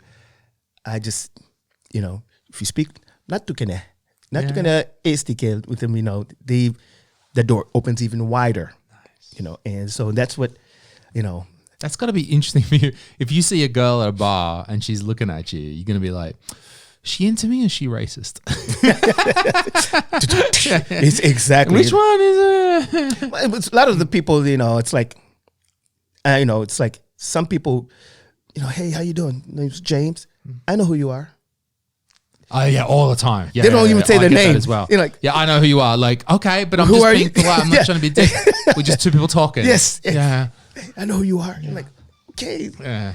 But we have the same type of. Like, what did you expect? You expected me to just go like, "Hello, my name's Lewis. I know who you are." Like, no, that's what humans do. I met you. I introduced myself. Yes, Like, yes. And I tell people, I said, I've met people like Tom Cruise and Shaquille O'Neal. Everybody, they're like, "Hello, Tom Cruise." Yeah. Hello, Shaquille O'Neal. James Werts. It's like, I know who you are. But that's some of the Estonians, and just gotta love it though, man. You gotta love it here. I love it. Yeah. I had an experience. I went to this one. It was in city, little village called Tudo, Tudo. I think it's, and it's in toward the east, and it was like with the small band right before JVVP. But we were then. I had to go across to the store. And it's starting to snow, and I go into this local pod, and this lady and another lady was checking out, and ding ding, the door, as it opens, I'm in, and he looked around. I said, "Tere." They're like, "Tere?" How far are you gonna go with this? Okay. And then you see the woman being checked out, and I could see in her mind, she's like, "Girl, I am not leaving here till he's gone. I'm gonna see what's going on." So you can hear them kicking up a conversation. So I get a few things. Come on, and I go to the counter. I say, "Hey, nee, quita sahab." They're like, "Hi, Steve." Go ahead, ring me up. And I said, "Aita." I said, "Nagamis." And I walk out the door, and it was snowing. And you could see me vanishing into the snow. And they were probably at the door, face planted to the window. What the hell? Was it a dream? Yeah. It was in the next day's Gazette, Tudo Gazette. Black man ventured into the store. That was funny. So, we see these things, Hey man, I'm just gonna quickly go to the toilet, and then because I've been drinking beers. So, Okay. Hold on for a moment. All right. Oh, sit down. I always need a little toilet break. I appreciate the people that listen to this podcast so much, because I feel like, I could talk all day, and not typically. I wouldn't say I'm typically like a blah blah blah blah blah all day. Right. But once we get into a conversation, I love it, and I appreciate my listeners a lot, because often the first 30 minutes is like nah, but then it takes 45 and then an hour, and that's the gold is always in the second hour of this podcast. Oh, good. It's always once it gets going, and I think that's one of the surprising things for guests. They're like, "Fuck, an hour? Hey man, can we talk for an hour?" Like, an hour? You sure we can't just do 30 minutes? Like, that actually the gold is always later. Yes. Well, and it's everybody's doing podcasts, man. I follow this. I find myself following more, not a lot more, but more podcasts than television. I don't watch television. I think it's the way. Yeah. Who's really watching? Maybe Netflix. Maybe you turn on the news on RTV or something. Yes. But we're not watching. Like, maybe you're like, there's nothing. I'll just see what's on RTV. Okay, there's something there. But no one's like, 7 p.m. My favorite show's on RTV. Like, those days are gone. Oh, it's gone, man. It's like I used to have with this Telia, just like just packaged with the NBA, and the NBA they turned it off, and I just have all these channels, man. I don't even. My TV is like giant screen TV is up to just YouTube, Netflix. That's it. Period. And then on the table, I have my workstation for my music and my screen there, and it's like the internet, and it's like that's it. I don't even television. I don't know. Netflix, Young Sheldon. Oh yeah, you watched that? Oh man, and I don't know if you watch what's this? The other one, the big what's the Big Boom? The Big Bang Theory. The Big Bang Theory Where it came from. No, I watched a few, but not a lot. I tried my best to watch it and say, no, Young Sheldon is excellent. Have you watched The Tiger King? No. Oh, bro. Is it that? Oh, dude, you got it. Just watch one. Just watch one. You want to watch the rest. Okay, because I see it. Everybody's talking about it. Oh, it's the best. Serious. Oh, they're so redneck. It's the greatest, dude. Like, it's a great.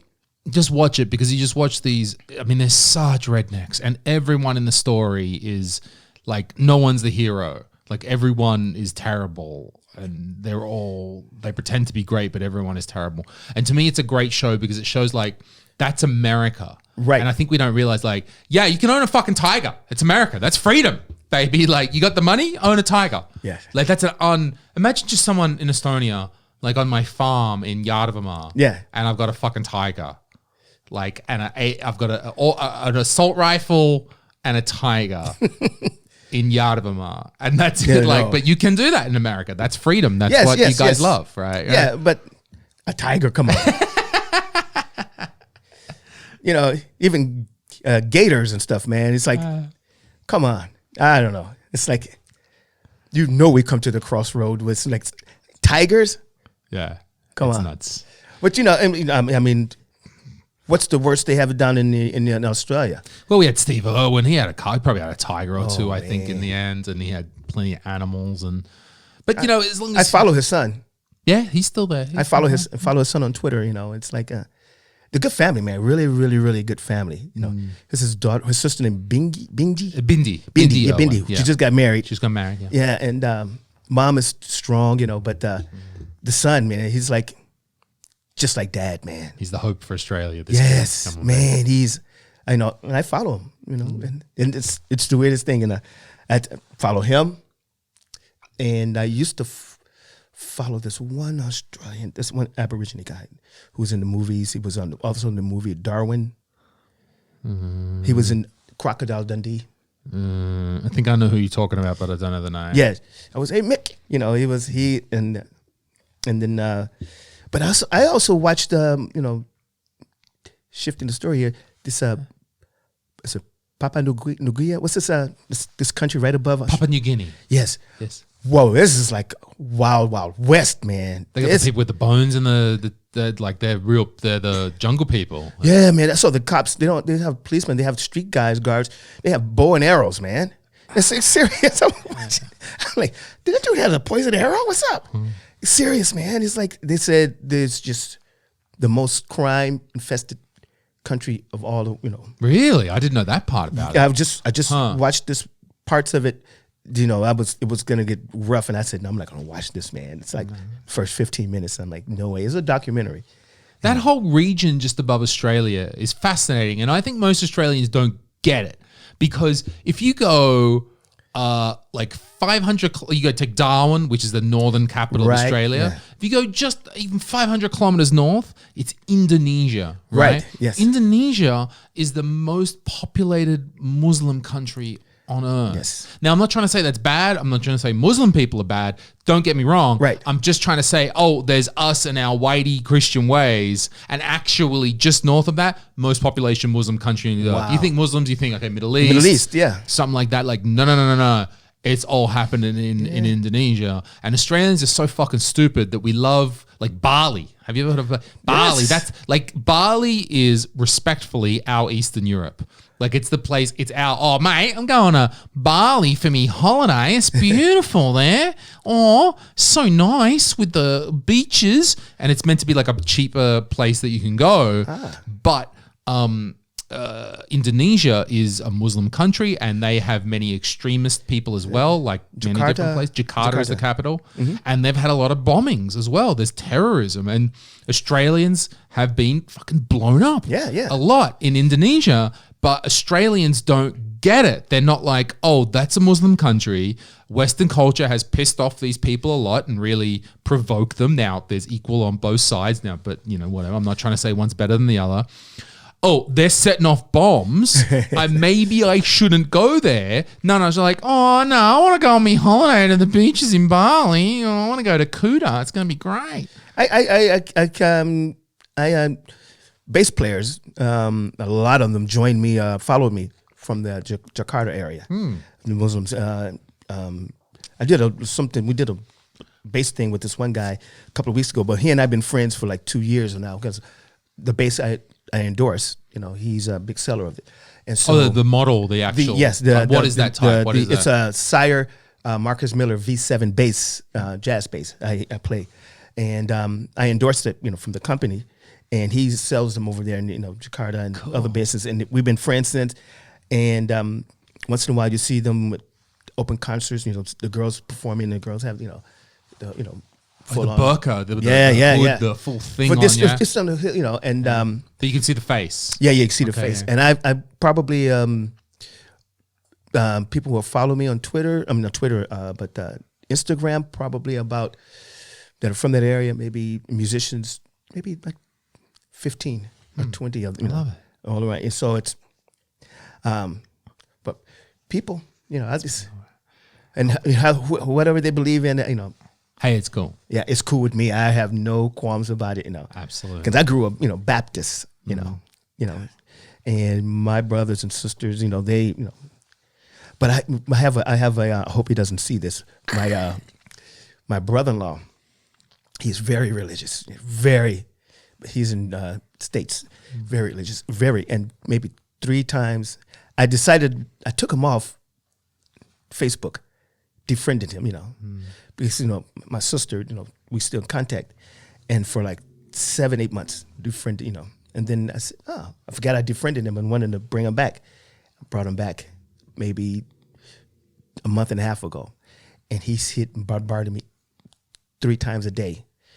Oh Lord, oh Father, this, and I'm like, come on, he's tagging everybody else in it. No, don't get me wrong.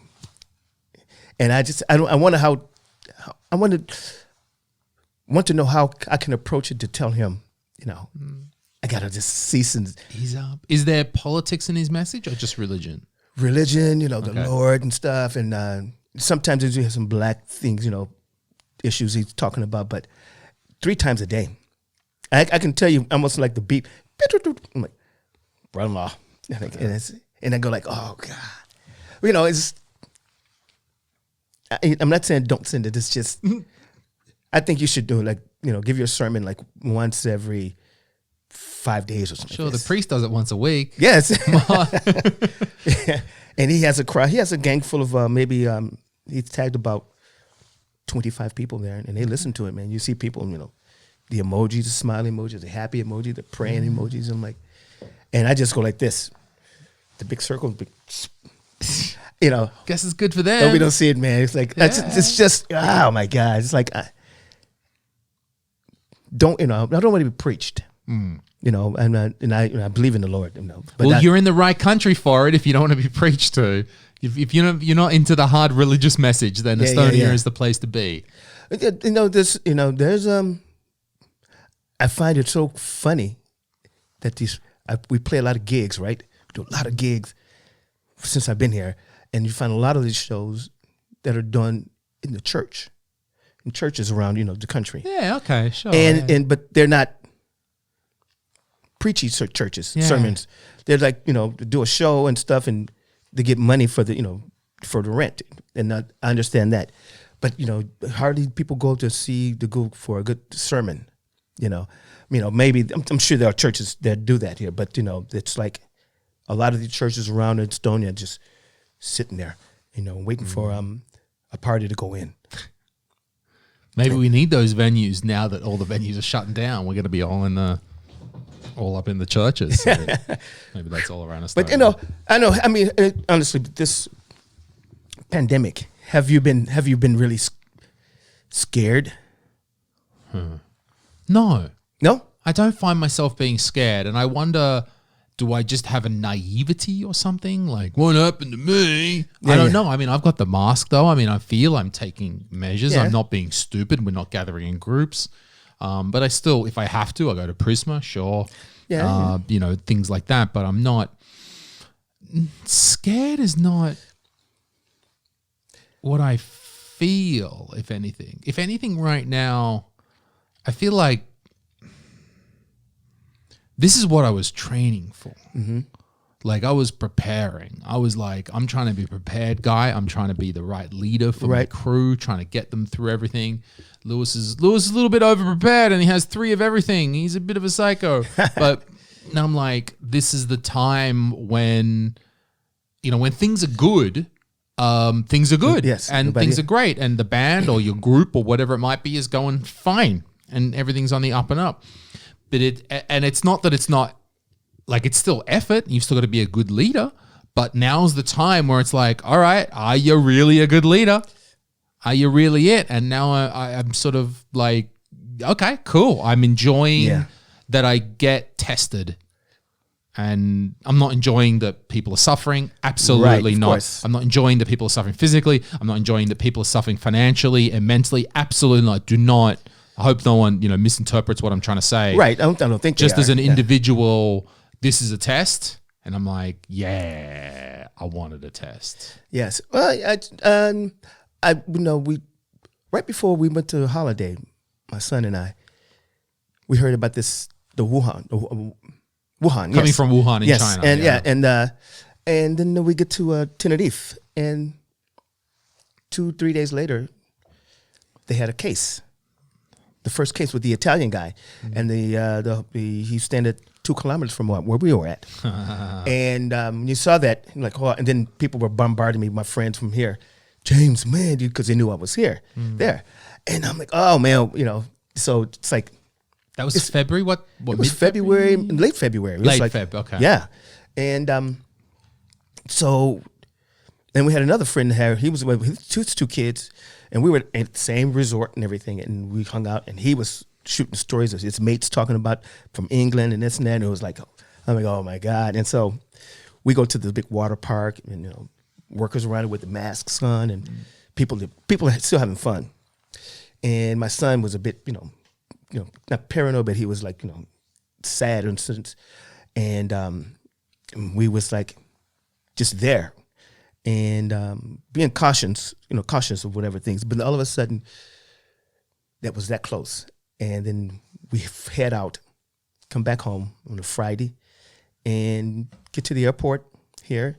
And they just we bust us to this the suitcases, luggage, and we walked up the stairs, and there's police and people there with masks to give, clean your hands and stuff. So, and that was it. And we, get our luggage and we leave, and then they did a couple of shows, and then after that, it was like home. Yeah. This is the first time I've been out. Huh. It's been since early March. I've been this far out. Right. It's been a month. I mean, it's been a month. Yes. It's been a month. I was in the time that you were in Tenerife, from early to mid-February, I was in Japan. I was in Tokyo at that time, and I was the same. Yes, I saw. Yes. Yeah, I love it. I go every year to Tokyo. I love it there. And it was my time to go.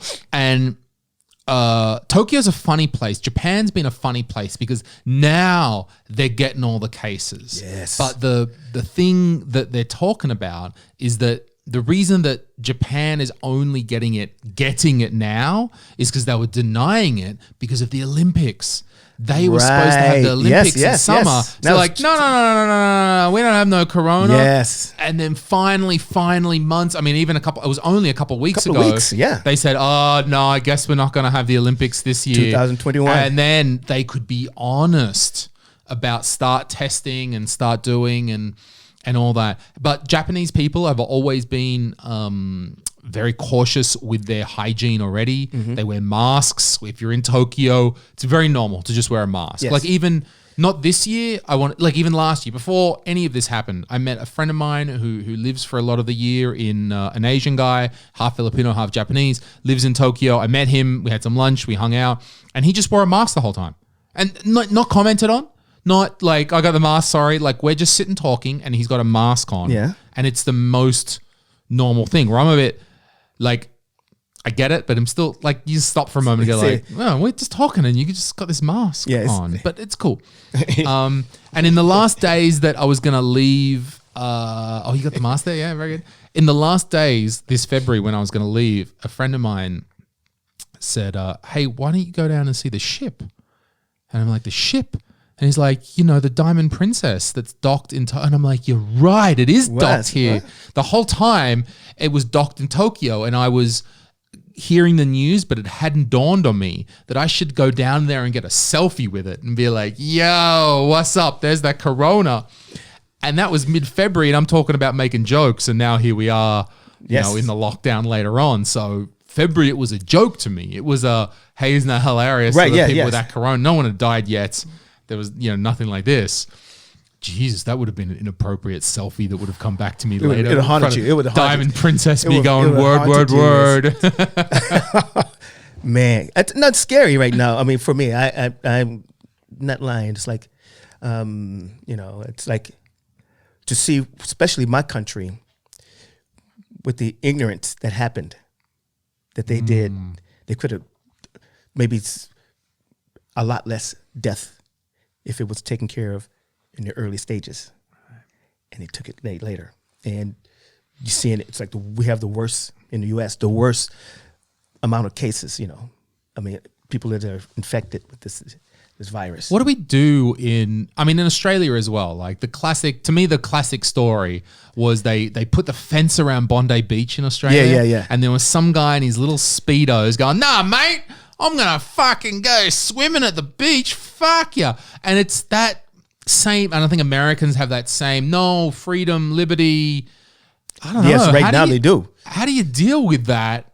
This is where that's what I was saying before, the social obedience of the Estonians was actually a pretty fucking good idea. Yes. How do we balance off our liberty and our freedom with now, we're dying. We're literally dying for that freedom. I have a friend in Houston. He's like, he writes, he wrote on Facebook how the cases jumped 600 cases, 600 people, in a day.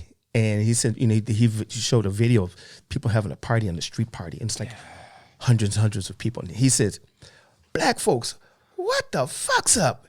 What the hell, get the, and one girl says, I don't care. It's like, come on.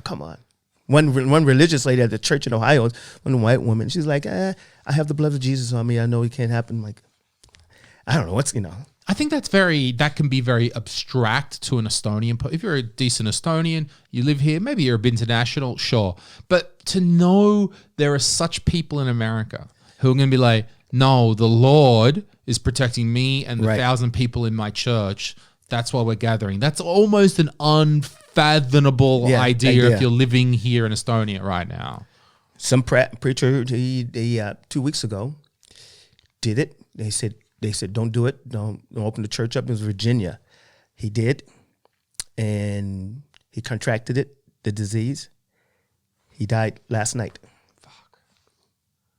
So, It's very hard as a human being, right? You have such mixed emotions. I think I heard that story as well, that a similar story, let's say, because the instantaneous human reaction, which isn't your considered reaction, which isn't your final reaction, is, fuck that guy. Like you can't help but think, bam, the brain kicks in and goes, fuck that guy. Right. And then you go like, oh, wait, that was a human. That were people. That's a horrible thing. Oh, I'm so much smarter than them. Like, probably not, but, right, like, yeah. You Well, I feel sometimes I and I venture into the news, and I do find out that what's going on, because I watch more and more now. Things are starting to, flatten, so to speak, but we're not out of the woods, and safe hygienes, my ex, my son's mom, she brings, the masks. She makes sure I have all these things. She's a good woman. We're not together, but she's a good woman, and she makes sure I have gel and everything because close, proximity of our son. So it's like, and that it's great. And so it's at the first 2 weeks I was here, this happening. My head was playing tricks on me. My mind was playing tricks on me. How? It's like, am I sick?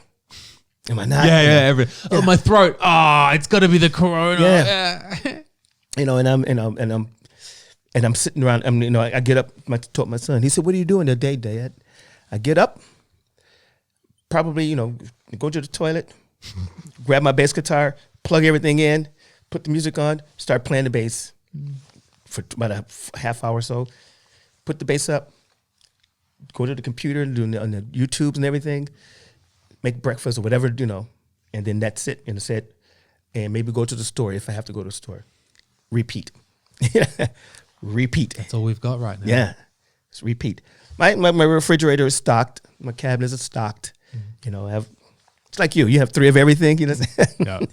I'm stocked. So I'm happy with that, you know. But I'm ready to get the music, the band. I'm ready to perform, man. That moment, I bet you can. Like, man. You want to get out. You just want to play. You just want to. So I've been doing a lot of writing music, you know, musically at home. You have okay, so that's interesting. So you have been actually using this time to come up creative. with stuff. I have a lot of stuff. I've always have music, but I really never had the time to really pinpoint precise things. But now things are working great. Now I'm just like, I can find myself on one song and stay there and work it out, you know. No distractions. No distractions, you know. And I have a nice tune right now. It's a bit of a funky tune, like, you know, Parliament Funkadelics, you know. And I got this guy's doing the horn section toward, man. So it's going to be crazy. Nice. You know, so, yeah. I mean, that for me too. I mean, the whole reason that we're here on this podcast and the whole reason that I can do 3 or 4 per week is because of this. And I never would have that opportunity, and I love it. And this is what I dreamed of, the ability to just sit and do my art. Let's talk about that, because it's something that interests me a lot. I mean, the reason that you and I have met is because we're off doing gigs, right? And gigs, and by gigs, the gigs that you and I meet at are typically the company party, the private party, the wedding. I'm the host. James and the band are playing the songs that night, and that's, I don't know. We call that in our world. We call that a private gig. You know, it's a private gig. It's someone's event.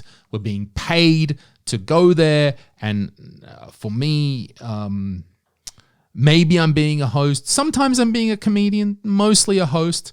But when you're being paid, they're paying you. You got to, you know, you're there to do a job. And I do kind of view it as I'm there to do a job. This is my job, and I got to get the job done. But then, at least for a comedian, and that's never bothered me. People go like, well, you got to whatever, be a slick piece of shit, or maybe you got to play some songs that are not your songs. Right, yeah. That's never true. It's affected me, but it's never bothered me, because I've gone, cool. But that doesn't stop me from then going down to the comedy club and saying whatever the fuck I want. You know, fucked up shit later on the next night at some underground at Ukskoik or something. Now, I think that is a correct way to look at it.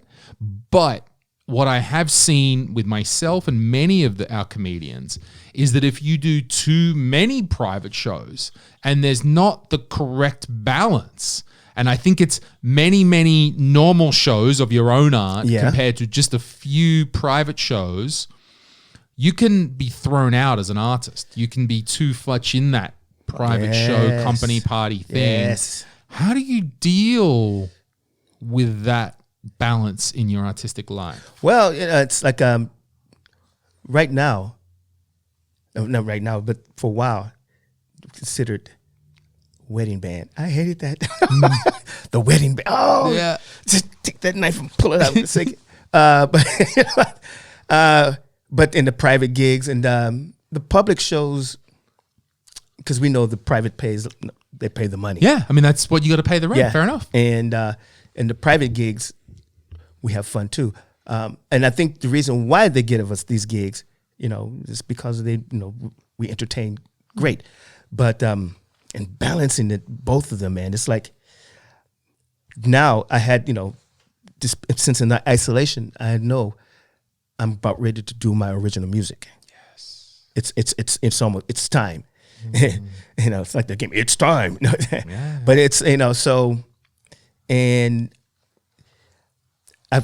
every year there's always people asking me about original stuff, and I had some stuff, and I just wasn't satisfied, you know, and now, you know, I'm doing stuff, and it's really takes me back home. When you said you weren't satisfied with your stuff, was that, do you think now looking at that, was that because it wasn't good enough, or was that because the mindset, like even you're working, you're doing, you go, there's not enough time to think, and you're like, nah.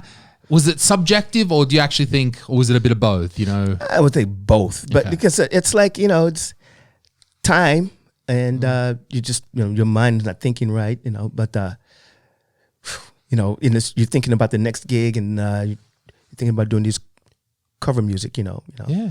and this is great. But I've had tons of people asking me about, James, you're original, and I know you have. Yeah. I know you have, and I do, and I've thrown a few things out there in the circuit, but mostly in the R&B, field, and I think I'm ready to do that. So what would that be? How would you get your originals out there? What would you do? Just get a gig. I mean, why make a CD? It's like there's no CDs are obsolete, so to speak. So you have something online, to sell, and but main thing, people do still buy souvenirs, CDs, so you have to have that and some merch. But I want to do something like getting maybe in the early fall to do something. Do it like at Philly Joe's or something like this. Ask these guys or Chicago. To do my original. I think all those venues will want anything they can right now. Yes. I think now is the perfect time for you to approach them and say, "Hey, I'm James. I'm going to do a night." And they'll be like, "Yes." It's just great. I respect all these people, man. I love, that's one thing about Estonia, man. Their door opened. It took them 2 years, man, from when I first came here. And it was like I was knocking on the door, and I'm like, you can hear them putting the shinking. Sorry, they were slamming the door, man. You're like, and then all of a sudden, the door went like this.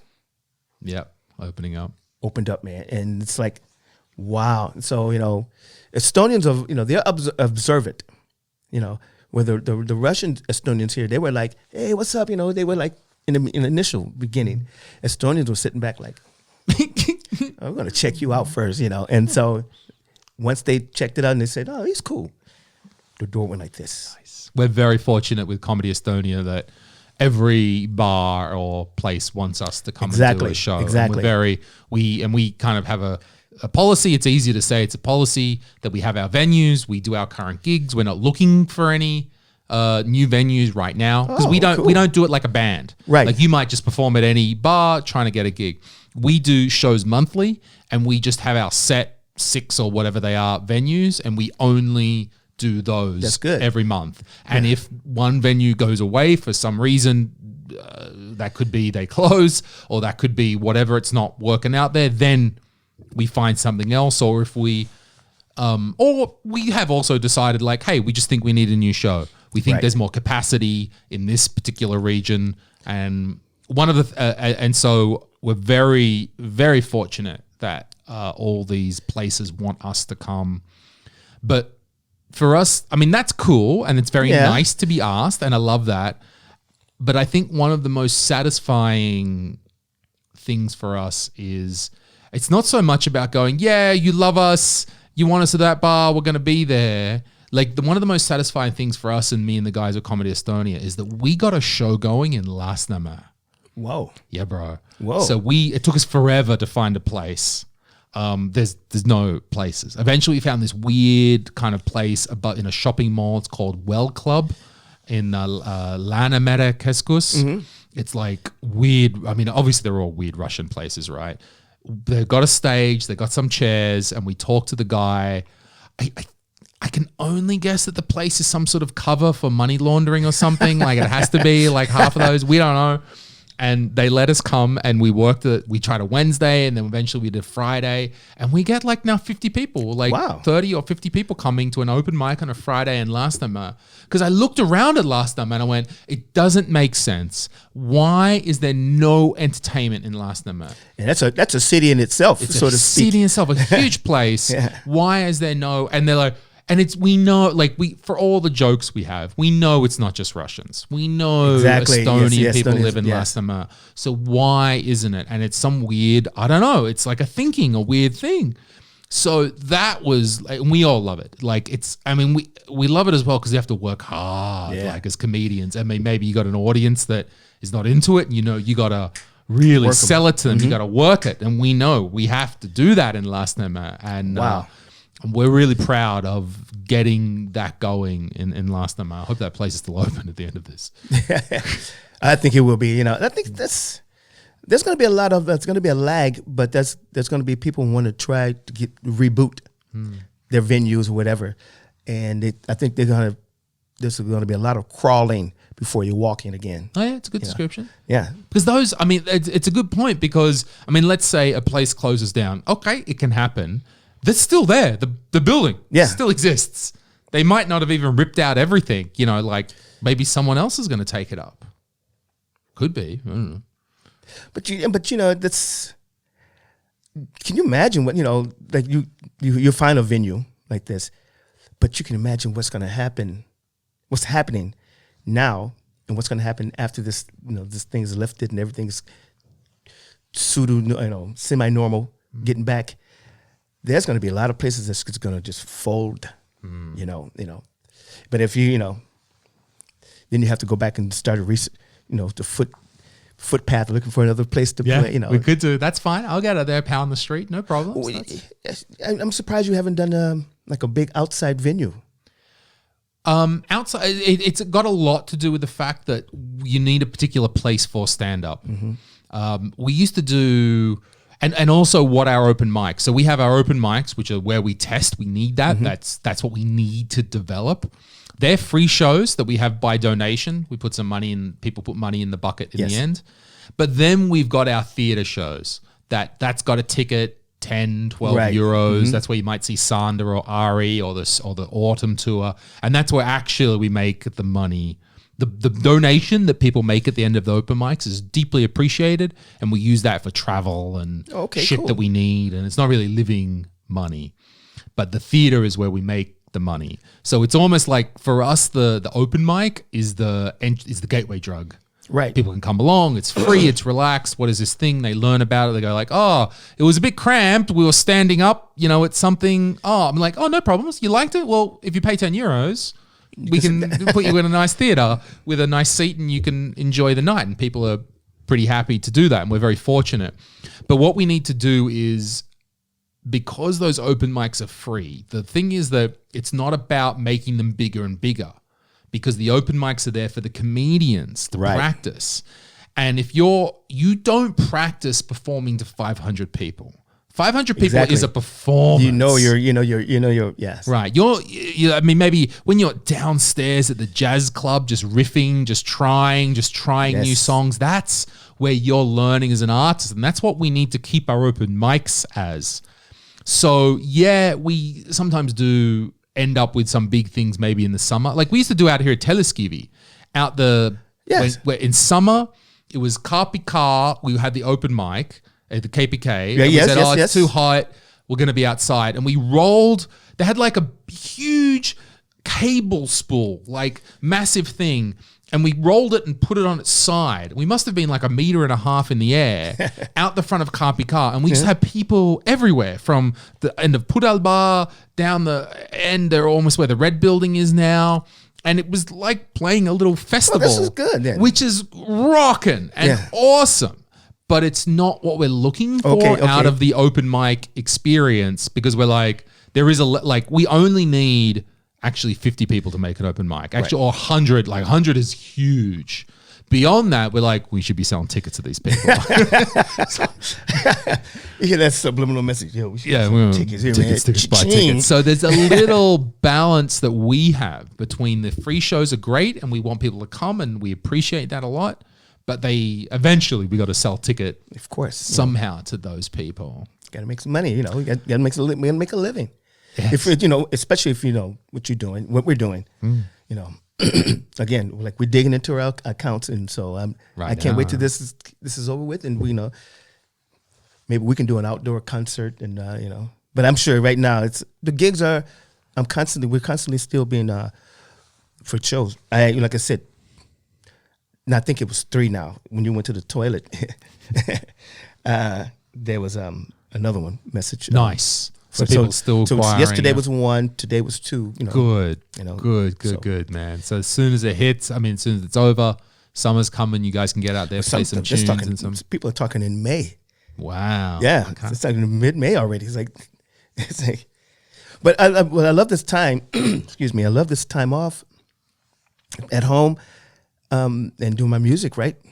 And I find myself listening to what songs I've sung, these original pieces from back, 2 months ago, 3 months ago, a year ago, 2 years ago.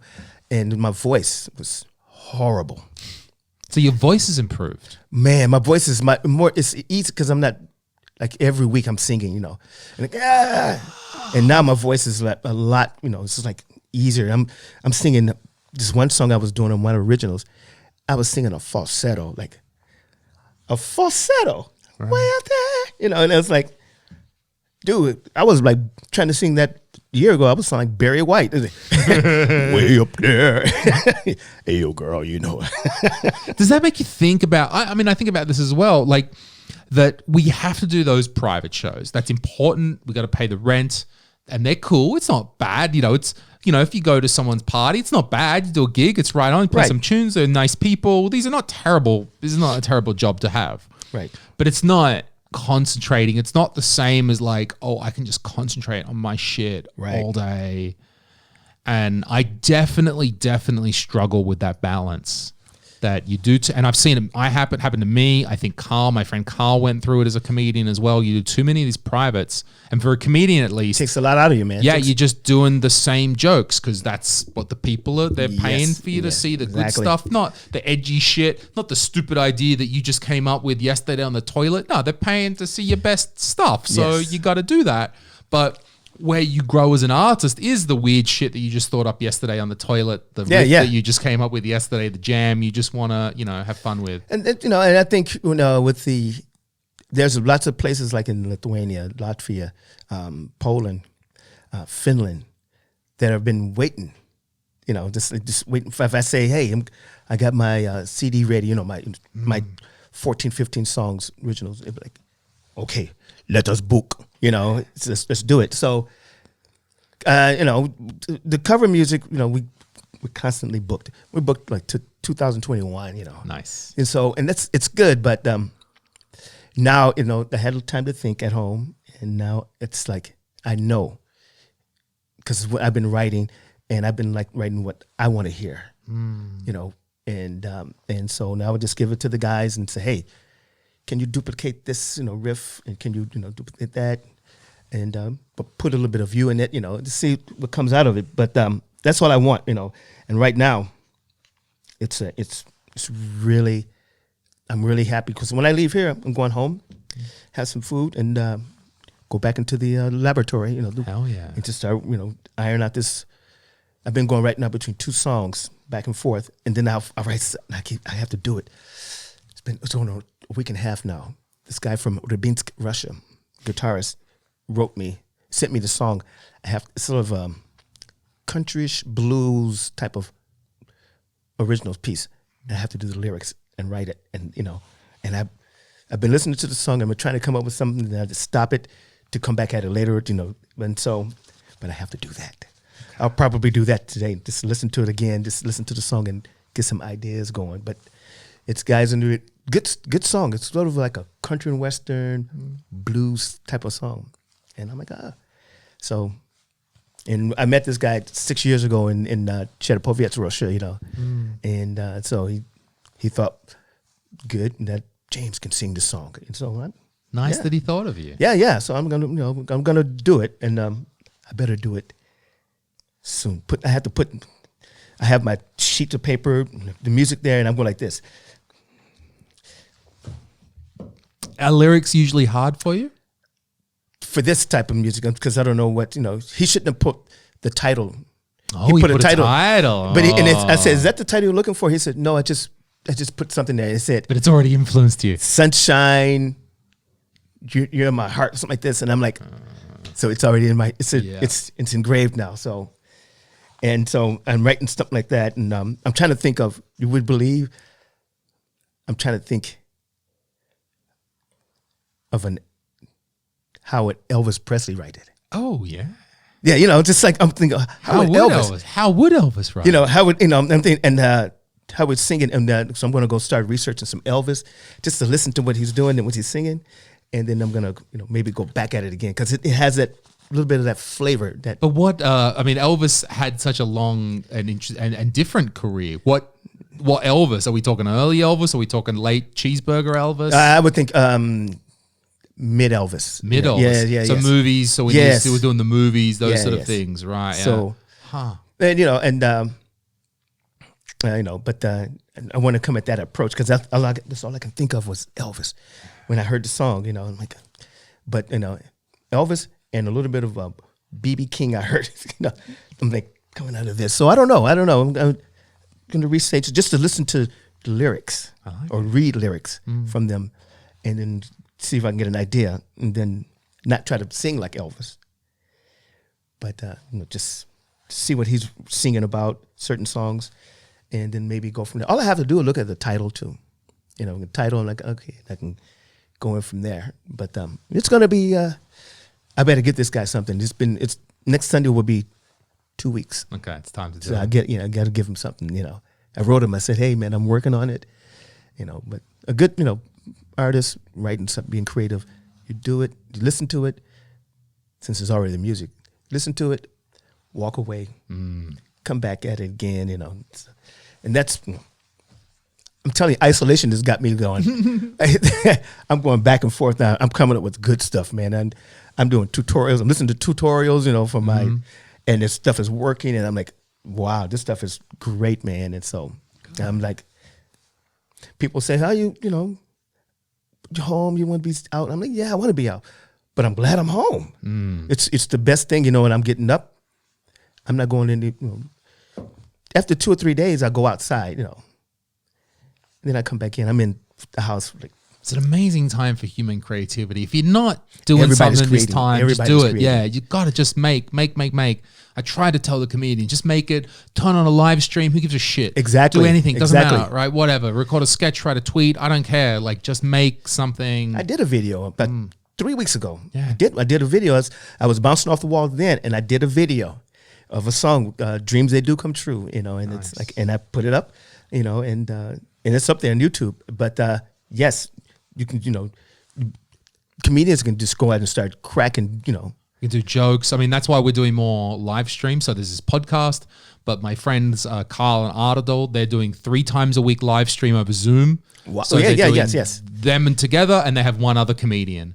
So we've got like 3 weeks worth of comedians to sort of cycle through, so they can do a lot. And then my friend and Silla and I, we're doing a live stream every Friday. We sit here, we basically put my phone up, and we've worked out a way to take the audio from this mixer directly into my phone. So we just do the live stream from the phone, but you've got good audio. Right, So it's yes. like you're sitting here, we've both got the mics, but it's good audio, and we just drink beer and talk shit for 2 hours on a Friday afternoon, and people are in the chat, and we never would have thought of doing that before. Exactly, right, exactly. Yeah. This time, everybody in the world is being creative. And it would have been before, like, maybe. I think maybe in our brains. I don't know about reality. Our brains would have been like, oh, you're doing that live stream thing. Oh, is it good? Is it something? Have you made something of it? Is it like, and all that's gone. Now it's like, just do it. It doesn't matter. People expect, no one's expecting, maybe now those barriers, the mental barriers, Right. are being broken down. Oh. But hey, did you see this guy on this Italian guy who made the mask No. from a tampon or something like this? It was on Twitter, man. I think it's on Twitter. Yeah. The guy was like, I didn't listen to him. I just watched the video, and he took this little package like this, this little package, and he takes it out, and I'm like, what is he doing? And then all of a sudden, you see one flap comes up, and he has a tape on it. Takes it here. Check it out. You got to see it. It's like, man, they're being creative, man, out here. So, yeah. Be creative, everyone. Yes. Oh, maybe we should. We've been going for 2.5 almost. Maybe we should wrap it up. Thank you. There you go. Thank you, sir. Thank you for having me, man. And I thank you for getting me out the house. And, Louis, I'm going back to Bonnie Doon. It's going to Bonnie Doon. All right. Thank you, James. You're welcome. Thanks, buddy.